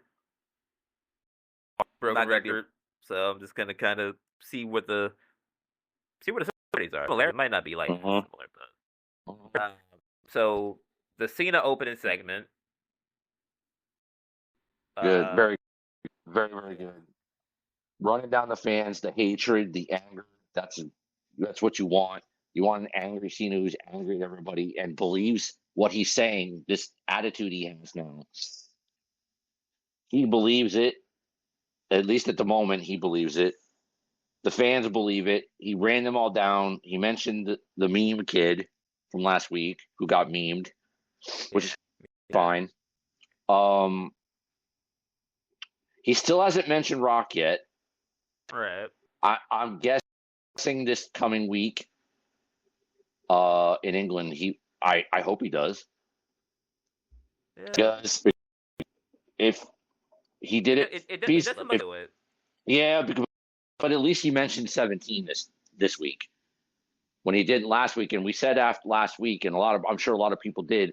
Why didn't he mention The Rock? Why didn't he mention going for 17? Well, now he did, and he did it in a great way because he basically ran down Ric Flair to a point, and said, "I'm getting the record, and I'm going to be the real champion, and I'm retiring and walking away with the real belt, and you can have a new toy to play with because basically that champion won't matter.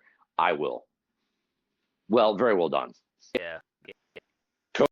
Cody's little retort hit the spots it needed to, dared him to fight.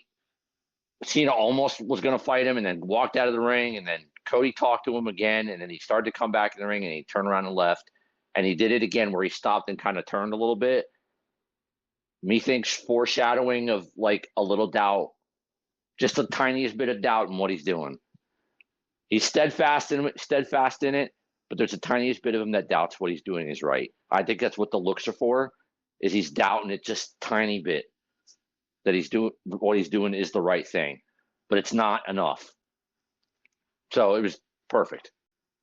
But he needs to mention The Rock before he needs to mention The Rock and why he did it. Because if he doesn't, then The Rock needs to appear because Cena probably won't after Monday. I don't think he's showing up again until WrestleMania.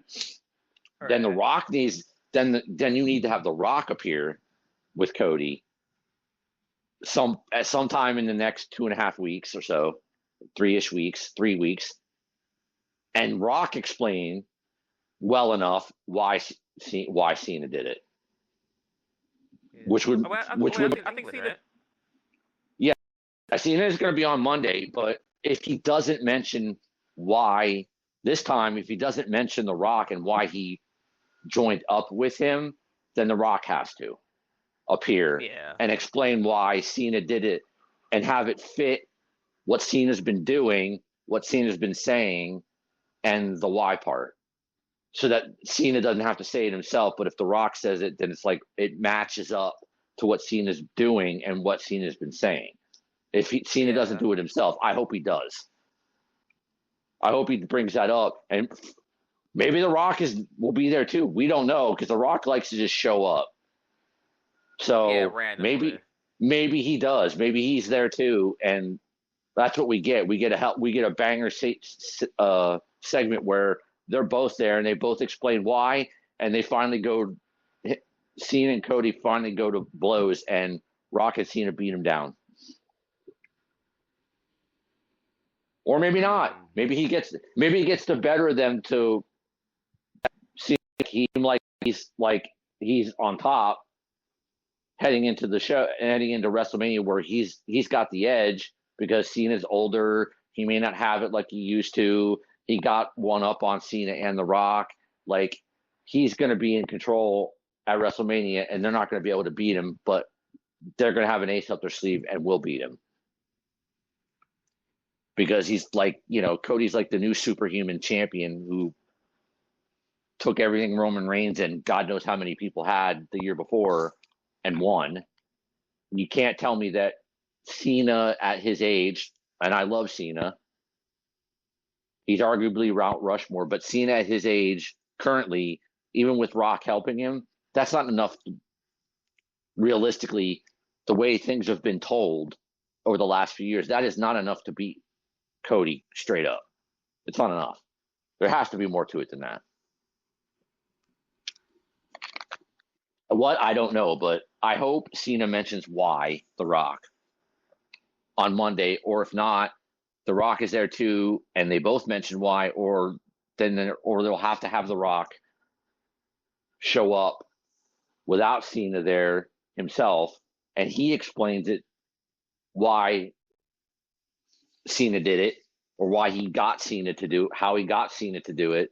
That fits in with what Cena's been saying and Cena's attitude. It's got to be one of the two. It can't just be like what's been in the last 2 weeks where he's hammering home the heel persona and why running down the fans or whatever it is, because he's saying why he's acting like this, but he isn't saying why he did it. Specifically why he did it. He's explaining why he is now the way he is and blaming the fans and forget all this and you've been abusing me and blah, blah, blah, blah, blah. But why The Rock? The new attitude, the new persona, he's explaining that, but he's not explaining why The Rock. See, that's the part that's been left out. Now, hopefully, I'm not saying it won't happen Monday, but it needs to happen. If he doesn't do it, then The Rock needs to do it himself and match up to Cena's current attitude as to why Cena did it for him. Or he convinced Cena to do it and it made sense to Cena to do it that way. It's got to be one or the other. It has to be. Now, I hope it does.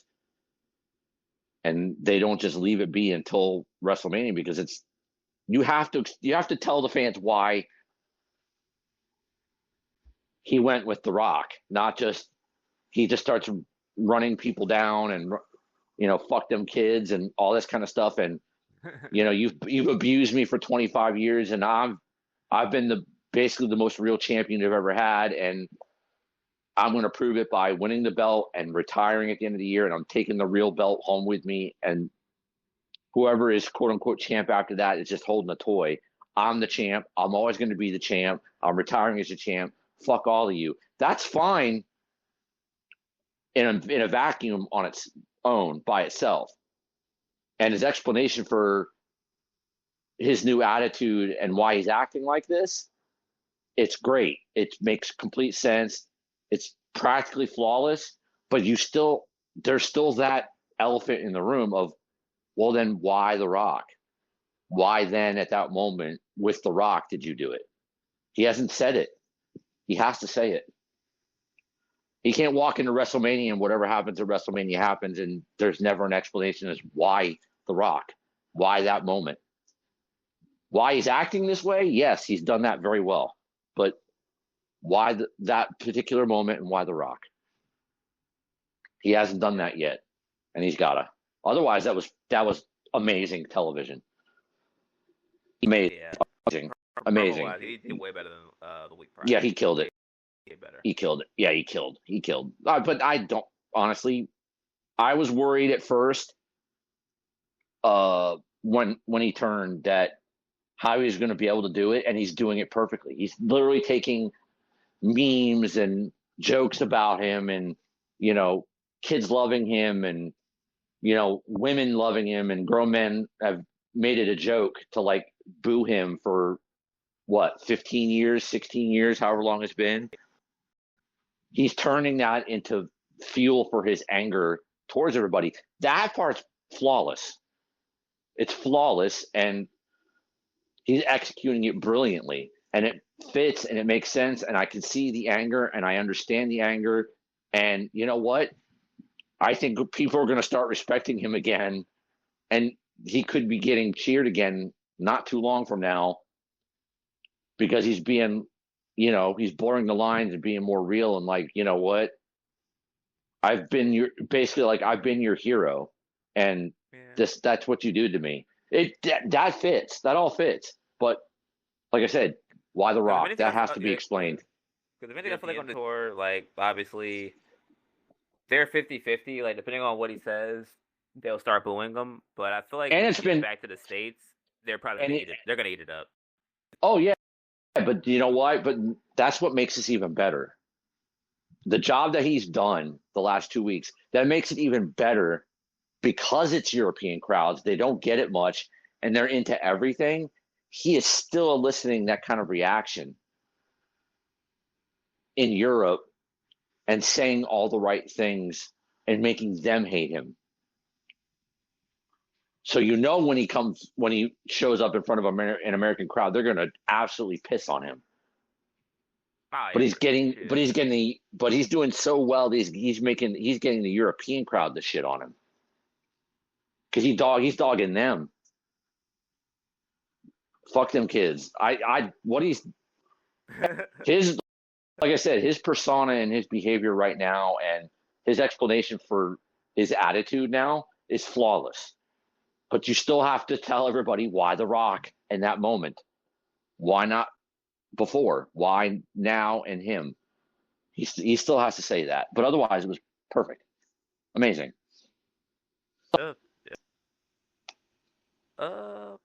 See what else? We kind of vaguely talked about it earlier. Obviously, ended up being the Usos in 8-Town Down Under. They won. Gunther came out. We're basically talking about this. Jey Uso's tripping over the mat was kind of interesting to note. That was not on purpose.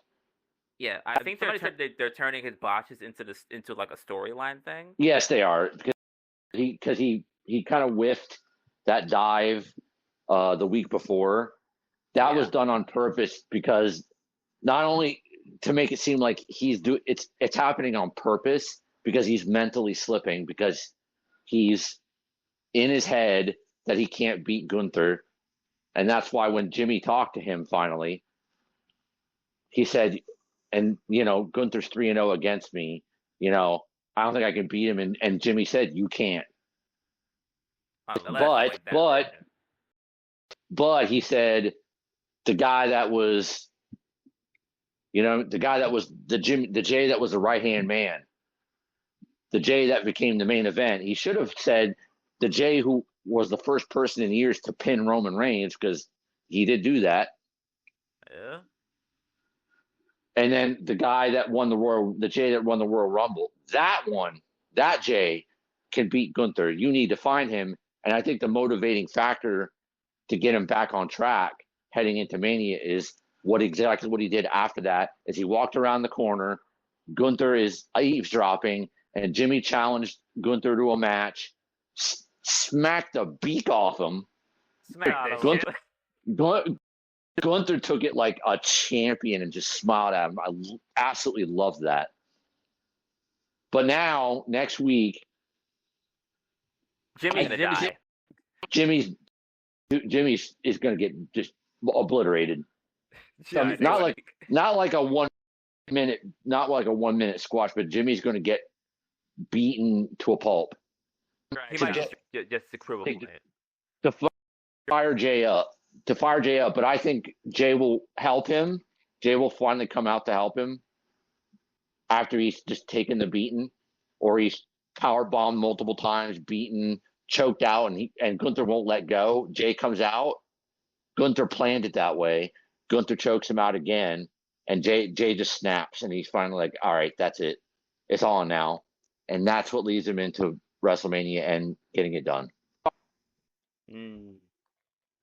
Cinema. Yep. That's the kind of cinnamon we need from this. Not just the moment of Jay winning, but that kind of stuff. Snap him back, have his brother obliterated, and then he gets choked out again, and he just loses it. You get a little bit of, you're still getting, main event Jey Uso. You're still getting the yeets, but you're getting a little bit of fucking pissed off, a little snapped, a little, snapped. You're getting yeet, but you're getting snapped. Like curse on TV, like act out, act a fool. Be like you. That's it. I'm done. No more Mr. Nice Guy shit. I'm kicking somebody's ass. Like type shit. Like Gunther, it's your ass at WrestleMania. It's your ass. Let's say something like that. Pause. I don't know where this is all coming from. I really don't. This is all to be taken out of context. It's not you this week. It is not on purpose. It is not. It is not you this week. It's me. But hey, come on, people. I'm not trying to be out of pocket here, but like say something like, because that's something Jey Uso would say at WrestleMania. It's your ass. Pause. I'm finna get. Hey, it's Oos. But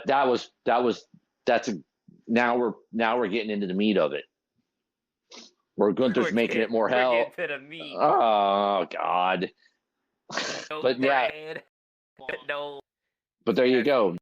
That you get a more, you get a more serious Jey Uso who's coming for a fight, and then the last 2 Raws before WrestleMania. You basically, after that, Jimmy gets destroyed. Jay comes out, gets choked out. Jay loses his fucking mind because Jimmy's hurt. His brother's hurt. He's had enough. No more Mr. Nice Guy. Gunther, I'm coming for you. It's your ass at WrestleMania. You're going to see a Jey Uso that you will never think or thought that you would have ever seen. And then literally the last 2 Raws before WrestleMania, you just have Jay and Gunther just pummel each other, pull apart, brawl everywhere. Every time they see each other, it's just on site. Yep, on site, literally on site. Like they brawl, they get separated, and then you go to the backstage area, and one of them's just running around looking for the other, finds them, jumps them, they fight, they get pulled apart again, and eventually they both get thrown out of the arena. And then the last week before, they do it again and get thrown out of the arena. Jay's just nuts and wants a piece. Wants to get him some. Relax, people. Enough with out of pocket. I'm just talking here. There's like no pauses either. It's just like, hey, cut that shit out. Yeah, people people take stuff out of context, and it's stuff out that sounds out of pocket, but I'm just being descriptive of the situation and how it should go. Tight shit. We're not out of pocket here, but hopefully hopefully that's what happens next week. That's what should happen. Yeah. I mean, I'm not listening for the memes, so I get. What do you think of the backstory for El Grande? I loved it, even though it was cheaply done. It was more AI than anything. I liked it. I thought it was funny. Yeah, him winning was good too, in my opinion. Well, the way he did, yeah, because that is like the biggest no in lucha libre. He literally pulled it. He pulled the mask off. He pulled the mask off, and obviously, you know, Dragon Lee wasn't going to uncover his face, so he had no choice but to tap out because he didn't have his mask. So it's great. It's great. Gable being pretending to be sick and all that, kind of like we don't know, but it's still funny. The origin story was funny, even though it was AI and it looked a little janky. It was still funny. The match was good. He showed off a little bit of that. I imagine he's going to build more and more leading into Mania, where he shows off a little more lucha libre. But like he already broke the rule to remove a mask. So obviously, dark arts or whatever it is, like he's like the anti luchador, El Grande Americano, whatever it is. Even the music is cheesy, but it's good. Yeah. So I'm guessing we're not going to get a multi-man. I'm guessing it's going to be something like, does he go one-on-one with Ray? Or does it is it like him and the Creeds against Ray, Dragon, Lee, and a third? And that's how you get Ray Phoenix. One night only type thing? Yeah, well, no, but like they team up, and then that's Ray Phoenix's debut. And she shows up as their partner. Or do you just do something where because what do you do with Ray and Dragon Lee at WrestleMania if maybe the New Day are getting a tag title shot? Yeah, I feel like what do you do with Ray? I feel like getting a one-on-one. I feel like at some point they might end up with Dragon might get another shot to try to win. He's probably gonna lose again, or he might get unmasked, and then he might be defeated or embarrassed to show his face. So now Ray has to defend Dragon's honor, I guess. And you do El Grande Americano go against Ray? Yeah, at that point, and it kind of sucks. I feel like they should probably save that for Dom to kind of beat Ray. I mean, you could do that. You could do that, I guess, or you get yet another multi-tag match for the Raw tag belts with New Day, Ray and Dragon, and the Creeds, and something like that. Yeah, that could be Big E return, and then you just have Gable as El Grande Americano, come out, and after he's done all this damage to luchadors and broken the rules and whatever it is, basically say, I've already beaten all the best luchadors. Maybe in the next 2 weeks he beats Ray, and basically says, I've beaten basically the best luchador of all time. There's not a luchador on earth who can beat me, and I challenge any luchador to try. Ray Phoenix comes out, takes a challenge, and beats him. That sounds better to me personally, but... Oh, yeah, for Mania, yeah. Yeah. Yeah. And then Ray Phoenix comes out and beats him. And you can do that before Penta possibly wins the IC title, and then you see Phoenix again when his brother wins the IC title, come out with him. And celebrate with him. Had him be like, all right, bet. Now it's time for me to win some gold on SmackDown. Yep. Boom, they spark away. Yeah, maybe. I'm gonna forge my own path. Yeah, maybe. And then he goes to SmackDown, and then maybe that's how you get what we suggested weeks ago, is maybe American Made gets moved to SmackDown, and that could continue briefly before they get mixed up in the US title, possibly, depending on who's the US champ. If it's not Jacob, maybe then they could get mixed up in that and feud with each other. And I'd like it because then American Made could win titles on SmackDown and it would make sense. And you could theoretically refeud them with the Wyatts. Yeah. There's just it's just a different, better version of American Made with titles and the Wyatts. The Wyatts can go for the tag belts. Bo could go for the US. You could have Nikki and or Alexa as a team going for the US title, the women's title, the tag belts. Just give me the pen. Let me write this shit. It's so much better. I'll be saying though. Yeah. Is he cooking? Yep. What was the meme with the pen was on fire? Yeah. What else? Oh, like I kind of really so like the world heavyweight championship for the women, right? What's your thoughts on the way that like Pierce is handling it? I'm kind of confused, or I was confused. I don't. He's showing a lot of anger for it, which I don't necessarily have a problem with. Like he's so nuts about it, but I guess it adds intrigue to the story where like they've just been annoying him, and because they're all getting in each other's business, and it's just annoyed him to no end. And the pie facing and the comments and Rhea getting involved and in it, and then him saying that he asked Rhea about her rematch clause like 3 weeks ago, and she never said anything. And now she's pulling all this stuff. And then she signed the contract, even though she couldn't sign the contract.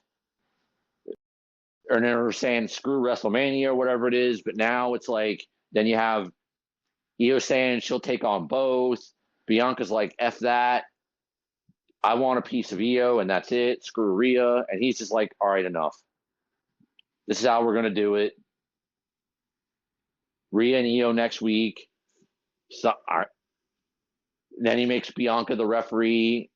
And Bianca's like, I don't want to referee. I don't know how to referee. And he's like, you got a week to figure it out. Like he's had enough of the BS.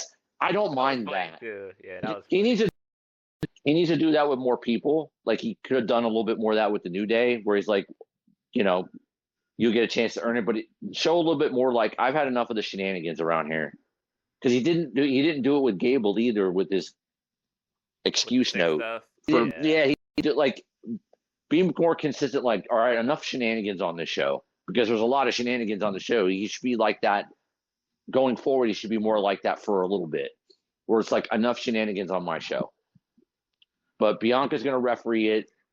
Something's going to happen, and we're going to get triple threat, like we all figured anyway. But at least it's a little more intriguing than just coming out and Rhea steals the contract and puts her name on it. It's like, well, fuck it. It's a triple threat then. She signed her name.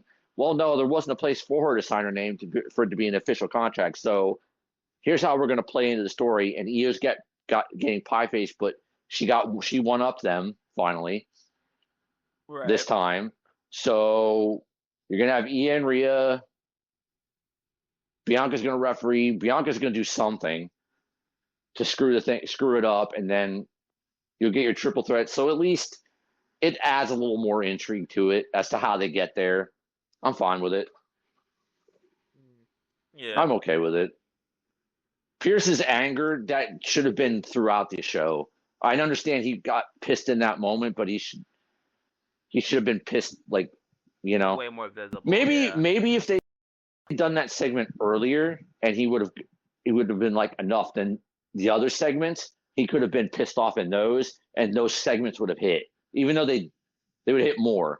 They hit, but like the Gable segment could have hit more, where it's like he's angry. The New Day want a tag title match, and him making them earn it. He could have still been angry. Like if it was done earlier, that anger could have carried throughout the show, and it would have made more sense. Like he's just visibly frustrated with all the shenanigans. But maybe that's something he'll do going forward. I hope, because it works for him and it shouldn't have just been for that particular scenario because there's been a lot of shenanigans on Raw, and he isn't yelling at people. And like, Vane popping out of his head, losing his mind over some of the shenanigans, but that kind of put him over. Okay, let's see a little more of that. Hopefully, we do. But it adds another layer to what we know is going to be a triple threat, not to get there, and that's fine because it's just building it for what we know it's going to be, and it's fine. That's fine, and we're good. Before Bianca does something to screw it up, intentional or not, we get a banger match next week, probably. For however long it is, we're going to get a banger match next week with Rhea and Io. So, okay.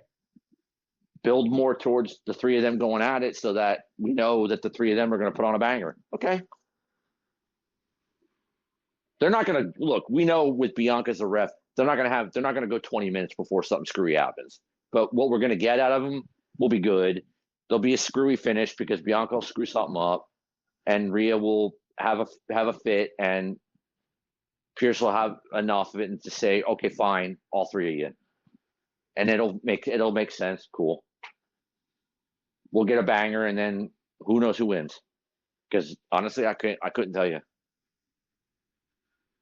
I think Bianca's going to screw up, and in Io's favor, not on purpose, but in Io's favor, which plays more into Rhea saying Bianca was cheering for Io, and Bianca, distracting her and pushing her was like her helping Io because she's afraid to fight Rhea because Io would be an easier win for her in her mind. So if Bianca does something screwy where Io wins, it leads more into that narrative that Rhea can say that Bianca's doing that and screwed her again and demands to be put in the match, and Pierce gives in and puts her in the match. And then it seems like for a change, Rhea's more of an underdog because she literally has to take them both. She can't just take one to win or, everyone for themselves. It seems like it will seem like to Rhea and some fans, it's Rhea against both. Whether Rhea wins or not, I don't know, but it will seem like it's Rhea against both. It'll play a little bit into like you said, Bianca's like being a little heelish. Well, that would lead more into it by having a screwy finish where Bianca kind of seems like she's leaning Io and more heelish. Then it will Rhea being put in the match. It's like Rhea against two heels. Not really, but in Rhea's mind, it'll be that way because Bianca's going to get acting more heelish, tweener. Io doesn't get all cheers because, especially when she's around Rhea, so it'll be like a impartial crowd where the crowd won't all cheer for just one of the three women. They could cheer all three women at some point. Yeah, like they get the definitive stances and whatnot. Yeah. So it adds a little bit of a layer to it. It's fine. I liked it. It wasn't as bad. It's making the match, the inevitable match, seem more interesting. Not that I was worried it wouldn't be any good, but it is making it a little more interesting because at least it's adding a little bit of a psychological narrative to it, which I have no problem with. Yeah. Rhea's losing this. Maybe Rhea's like distracted, and it does seem like Bianca's helping Io because maybe Bianca can't beat Rhea by herself, so she's doing this so she doesn't even have to fight Rhea, and that gets explained out further, and then the match is made, all three of them, and Rhea feels like she's taken on two of them, and you can literally do that during the match where there are a couple points where Bianca and Io team up on her to further that narrative. Yeah. If they want the crowd to cheer Rhea over them both, that's how you do it. Because Bianca is a little heelish, especially if what might be happening later, possibly, is actually Bianca going heel, then there was your Easter egg for it. Yeah. That's And that's, my friends, is what we call long-term booking. And guess we can kind of wrap it up. I'm not gonna lie, you guys are getting a long one today. Yep. For a lot of time, though, so it all fits in a way. But Mm-hmm. so the Penta match for the IC title, the ending a little bit earlier, like the DQ type of finish, where Braun and Penta get beat down. Judgment Day seems like they're on the same page at the moment, despite no new member. Penta didn't join. It's fine. Well, because you need it that way for the next few weeks, because you're probably getting like a fatal 4-way with Dom and Finn and Penta and Braun. So it'll seem like Judgment Day has the advantage, but it won't work out that way. They'll end up costing each other somehow. So, yeah. Oh, a side note real quick. Lyra versus Raquel. Yeah. I feel bad for Lyra, as good as she is, because Lyra can talk and Lyra can go in the ring, and I like Lyra's presentation.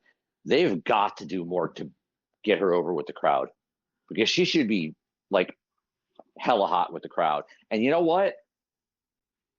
I hate to do this and say it, but I'm going to talk about Raquel like I recently talked about yo girl Nia.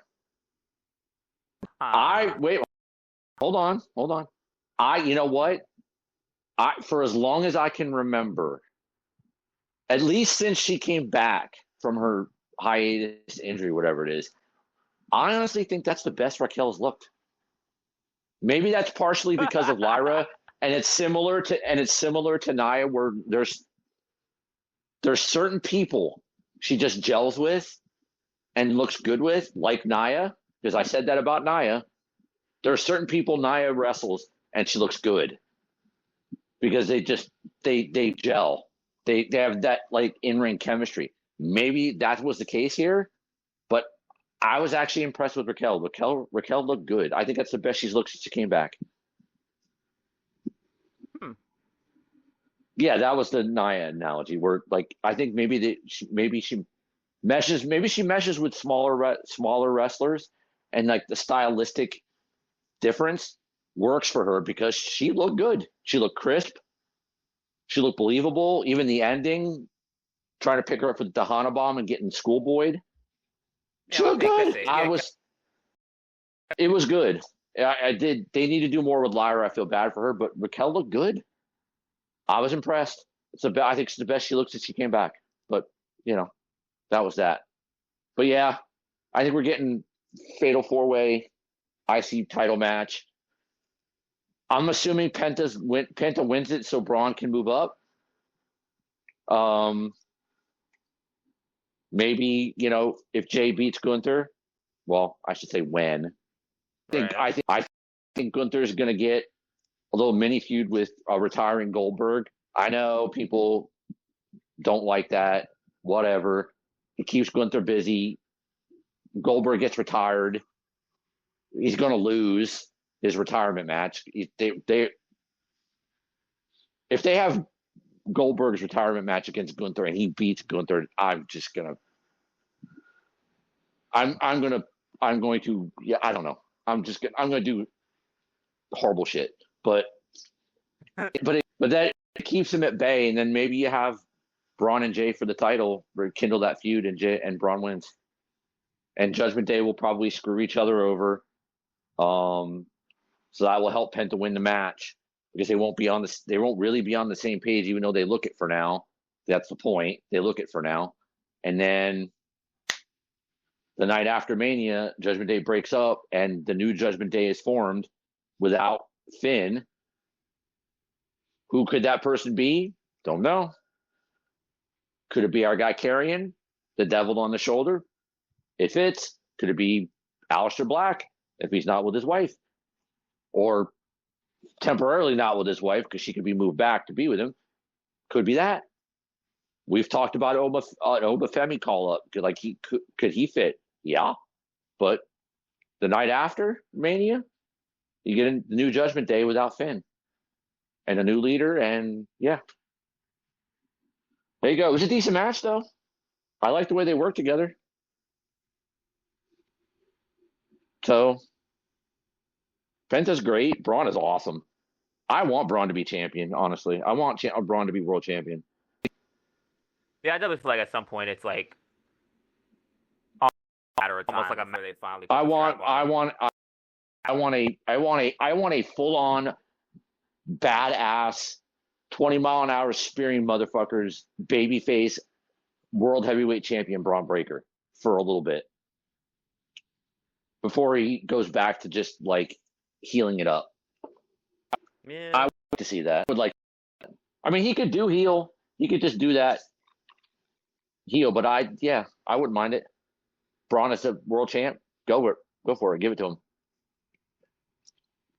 Then you do Braun against Gunther. Yeah, it's like that's like inevitably like the money feud. That's inevitably good. That shit will cook. Take my money for that. Yep. But we'll see. Solid Raw. Wasn't even 2.5 hours. Solid show. No real complaints. Nothing was dumb. Nothing was boring or stupid. I was tuned in, and I don't know about anybody else, but apparently a lot of us here in the States actually got the international feed for like half the show. Yeah, but I was gonna make. So I didn't. Just like certain times we didn't get like the little. It was like half the show. I got it was like the show on the top corners. Yeah, it said the show will return, but it was like during the commercial stuff. So that was awesome for half the show to not have any commercials. It was nice to have like a couple minutes of commercials for the whole show, but nice tidy show. Didn't go. It could have gone long. I don't have a problem with it going longer because Raw is better than SmackDown, but it was tidy. It was under 2.5 hours. Everything fit. Everything built. Nothing was just like, oh my God, that was awful. Nothing awful. That's how it should be. Please, God, let SmackDown be so closer to that.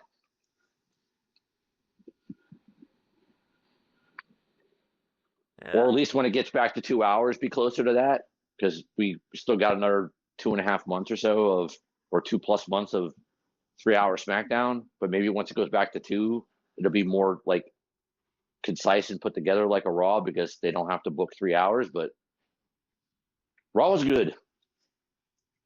Nothing bad at all. Nothing. It all meant something. It all went towards something. No problem. Punk's promo even. He did what last Friday should have done, and then some. Just by himself. In the few minutes he was out there talking, he did more to build that than what all of them did on Friday, and then some, and he did it by himself. Because there's intrigue, because he literally said, he talked about his favor, and he talked about getting what he wants, getting the powers that be and getting screwed out of what he wants. Or is he? I feel like, I'm not really necessarily getting what I want, or am I? Like, Punk plays he plays that so well, because you don't know what's going to happen. You don't know is this going to be a main event? Is there going to be a stipulation involved? Is that how his favor is going to work? Because I don't think his favor is going to be, Heyman uses his influence on, The Rock or the board of directors or whatever it is to make that match the main event of night 1, because obviously it's not going to be night 2.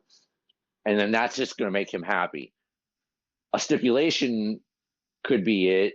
Maybe he's leaning into that. Maybe he's going to end up turning heel. Maybe he's going to be a Rock guy. I understand some people are like, why turn Cena for, what, two-ish months and have him do all that just to get screwed over? Because it would be a bit counterproductive to some, to many, yes, but I also think it would be far more captivating if he did that. You get an explanation why. He sold his soul. He shit on the fans. He shit on the kids. He said, "You've been abusing me for 25 years." And he didn't have to, because The Rock just used him and realized that he did it just because he wanted to, and realized that Cena's not it, and he found his guy, and it wasn't him, and Cena gets screwed, and then Cena has to spend 8 months trying to rebuild himself, rebuild his image, and have him walk, when he shows up, have him walk into arenas and people ignore him. Catering people ignore him. Everybody in the locker room ignores him. The fans still boo the shit out of him, even if he tries to explain himself or apologize or whatever it is. And he's got this whole long-term angle where he's got to spend 8 months becoming that hero again to ultimately end as the hero again. And then he could not win 17 at WrestleMania, and his last match could be against heel Punk at the end of the year, and he goes out with the belt the way he said he wanted to, but he goes out as the hero, not the villain. As he said yesterday that he was going to do, he was going to take the belt home with him and basically like screw it, and he, as the only real champion, and nobody else will ever be a real champion again. Flip the script, screw him over. He did it for nothing. He has to redeem himself for 8 months. His final match is Super Cena one more time, redeemed, the hero one more time against heel Punk. He wins the title. He gets 17. He walks away as the champion, but he doesn't walk away with the belt. He leaves it in the middle of the ring. Poetic cinema. Book it. You can't tell me it doesn't sound good, even if it seems a little counterproductive to his heel turn. You can't tell me it doesn't sound good. I mean, in the ring, I feel like eventually at some point, like even if I feel like he holds it to the end of the year, I feel like maybe like even then it might just be like one big ploy type thing to like test the boundaries, I guess, and then he still ends up leaving the ring, like leaving the belt in the ring. I feel like. Well, he's got to be. He can't just like turn back babyface like the night of and go out as the hero. That ain't gonna. That does not work. Yeah, at that point it would have to be like, oh, like everybody knows it's ending type thing, and then like by default they're gonna cheer because this is the last time you're seeing them. Yeah, no, he's not gonna turn like right before. No way. Nope. He needs the redemption. That's the point. That should be the point of this turn, is that when he turns back, he realizes he made a huge mistake and he has to redeem himself with everybody. All the people in the back who, especially those younger than him, who idolized him, who looked up to him, who looked at him as a model for the company and how to be a champion and the superstar and all this kind of thing. He's got to redeem himself with everyone, all of them, the fans, the kids. Like I said, you could book a thing where he goes in to do a Make-A-Wish and they don't want him because he's not the good guy anymore, and he's got to suffer with that because he made a stupid mistake and he's got to rebuild it. He's only got so much time to rebuild it and be that hero again and be Super Cena one more time. Be the hero everybody needs one more time and have it where it's just completely chaotic and nobody can stop what's going on. Nobody can stop the reign of Punk, Rock, the bloodline backing up, whatever it might be. Nobody can stop it. Nobody's able to stop it. But one person can, one more time, one last fight. The hero everybody had for 20 years, Super Cena, he shows up. He got one last shot at Super Cena in him. He wins. He vanquishes Punk. He goes out as champion. He breaks the record the right way, the way he knows he should. He doesn't disrespect anybody. He lays the belt in the ring. The crowd adores him. He walks away as the hero, not the villain. Poetic cinema. Book it. Write it. I'd rather see that. That's just me personally. I'd rather see that. But we'll see. Yeah, That's just how I would book it. That's just how I'd book it. yeah, Because that would be yeah. a far more emotional moment as a professional wrestling fan who's been a professional wrestling fan for me since like 1979, 1980. I know I'm old. Um, but as someone who's watched John Cena for this long, the hero that he is, the emotion of that moment, that of his redemption and being that hero one more time, laying the belt in the ring after winning it, the tears, the crowd cheering and chanting and crying. You're telling me the fans wouldn't be crying too? Your boy will be emotional. You know you would too. Everybody would book that shit that way. Yeah. Then again, WWE give like me I said, like who WWE knows? give Like, me a job. I'll book this shit. it could be. It's a lot of different ways they could take that. Honestly, Yeah, it's it's actually kind of good that like Cena's path could be like that moldable to where, I mean, you could have him end as like the villain that he never got the chance to be in his prime, and then that could be sentimental, or it could be like like same thing as far as he ends the way that we knew him for the last 25 years. well, I mean, either way, he needs to go out that way as that hero, super Cena. He's got to be that.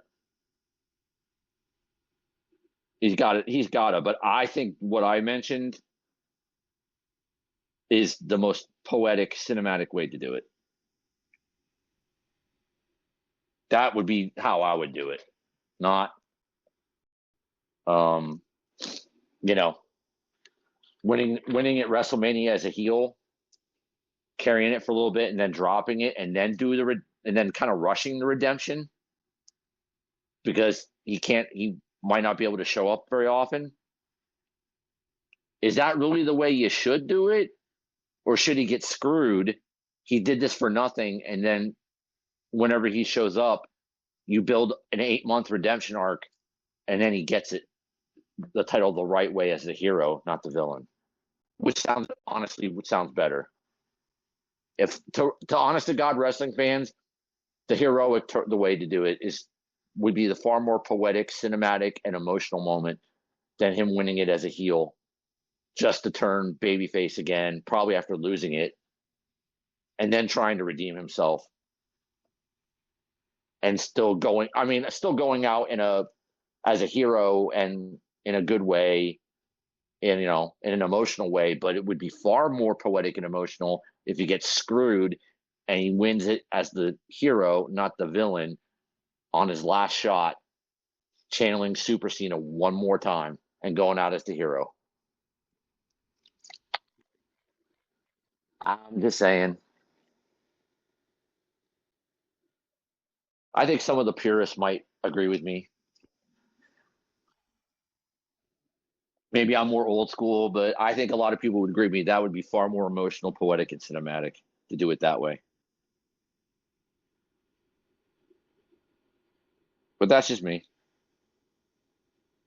Maybe, well, not just me. I would think some would agree with me, but Yeah, it could be somebody sentiment for sure.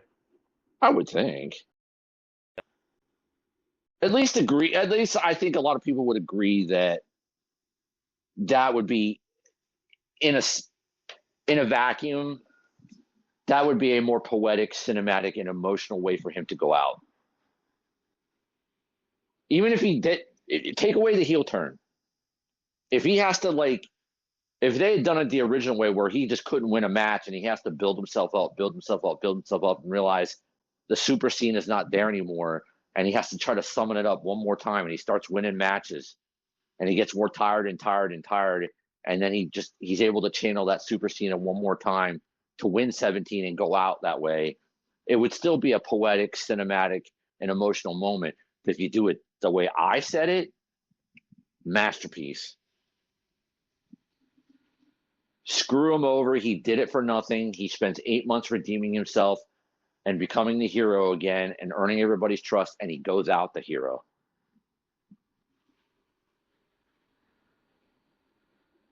The real hero. Not just, oh, John Cena won his retirement match. Yeah. We're gonna miss you. We'll miss you and thank you, Cena, and all that stuff. Nah, make that shit not just cinematic. Make that shit a fucking. You know what I'm saying? Make that shit a trilogy. Make that shit cinema, trilogy cinema. Have him do the part one, the heel turn. Part two, he gets screwed because and ends up doing it for nothing. All that he's done in the last couple of months, he did it for nothing. He got played, he got screwed, and he did all he did. Maybe some of it, obviously, some of it was his own feelings because of manipulation or just how he felt or whatever it is. And then he's got to spend 8 months rebuilding that trust, rebuilding his hero status, the superhero status, building that all back up. That would be, there's going to be pain, there's going to be heartache, there's going to be, people aren't going to like him, they're not going to trust him, they're not going to believe in him anymore, and he's got to earn it all back over 8 months. And then the final night, the hero is triumphant. He gets 17. He walks away as the hero. He leaves the belt in the ring and does it the right way. The way a hero does, not the way a villain does. That's trilogy cinema right there. That's way better than this. And I'm not saying I don't like this or wherever they go with it from here, if they're going with it like this. I'm not saying this won't be really good, but I think the way I'm describing it, the way I would kind of want to book it, sounds way better for the end. Screw him over. He got played for nothing. Maybe it's because he's just gotten older. Maybe it's because he's got more naive and hasn't been around. Whatever it is, he got screwed. He got played. He turned his back on everybody for no reason or for the wrong reason. And he made it the biggest mistake of his life. And he's got 8 months to make it up to everybody and try to be the superhero again. One more time. Summon it up one more time. Cinema. But yeah, I think that might sum it up for this installment. Obviously, like we said, kind of had to kill two birds with one stone here. But the benefit is you get us long. I mean, you get I might leave it at as yeah. The whole thing. They gonna get. Yeah, but I'm. Wow. Okay. Sorry. If you think about our viewership, are they going to sit through super long, or? Hey. All right. It sits through. Hey, we got there. I mean, hey. All right. All right. Enough of that. Hey, we not there going to the 3. Oh wow. Yeah, I know Terry would listen to us for 3 hours, but other people would is everybody else going to listen to us for 3 hours, or at least maybe put something up to where like the Raw part, you can go to this part for the Raw part. I could cut that out. Yeah. Like go to this part, if you want the Raw part, the Raw portion of this, skip ahead to this part of the video. So if they want to hear the Raw part and all of this gold I'm giving them, you can skip ahead to this part to hear that. At least do that if you don't split it. Yeah, like we did before. Yeah, I'll definitely timestamp. Yeah. Because that's gold. This is gold. But it also like overall, I feel like that's pretty solid. Especially best way to like kind of bring it back together. Solid. But yeah, once again, we want to appreciate anybody that listens to the episodes. We're at 32 subs. I'm not sure how far anybody's gonna get to this point of the video, but if you make it this far, once again, I appreciate you. We appreciate you. And then yes, we do. Share the podcast YouTube channel, share it with everybody. Your mom, your granny, your next door neighbor, the mailman. If you like wrestling, we're up there with you, and we trying to spread the word. Mm-hmm.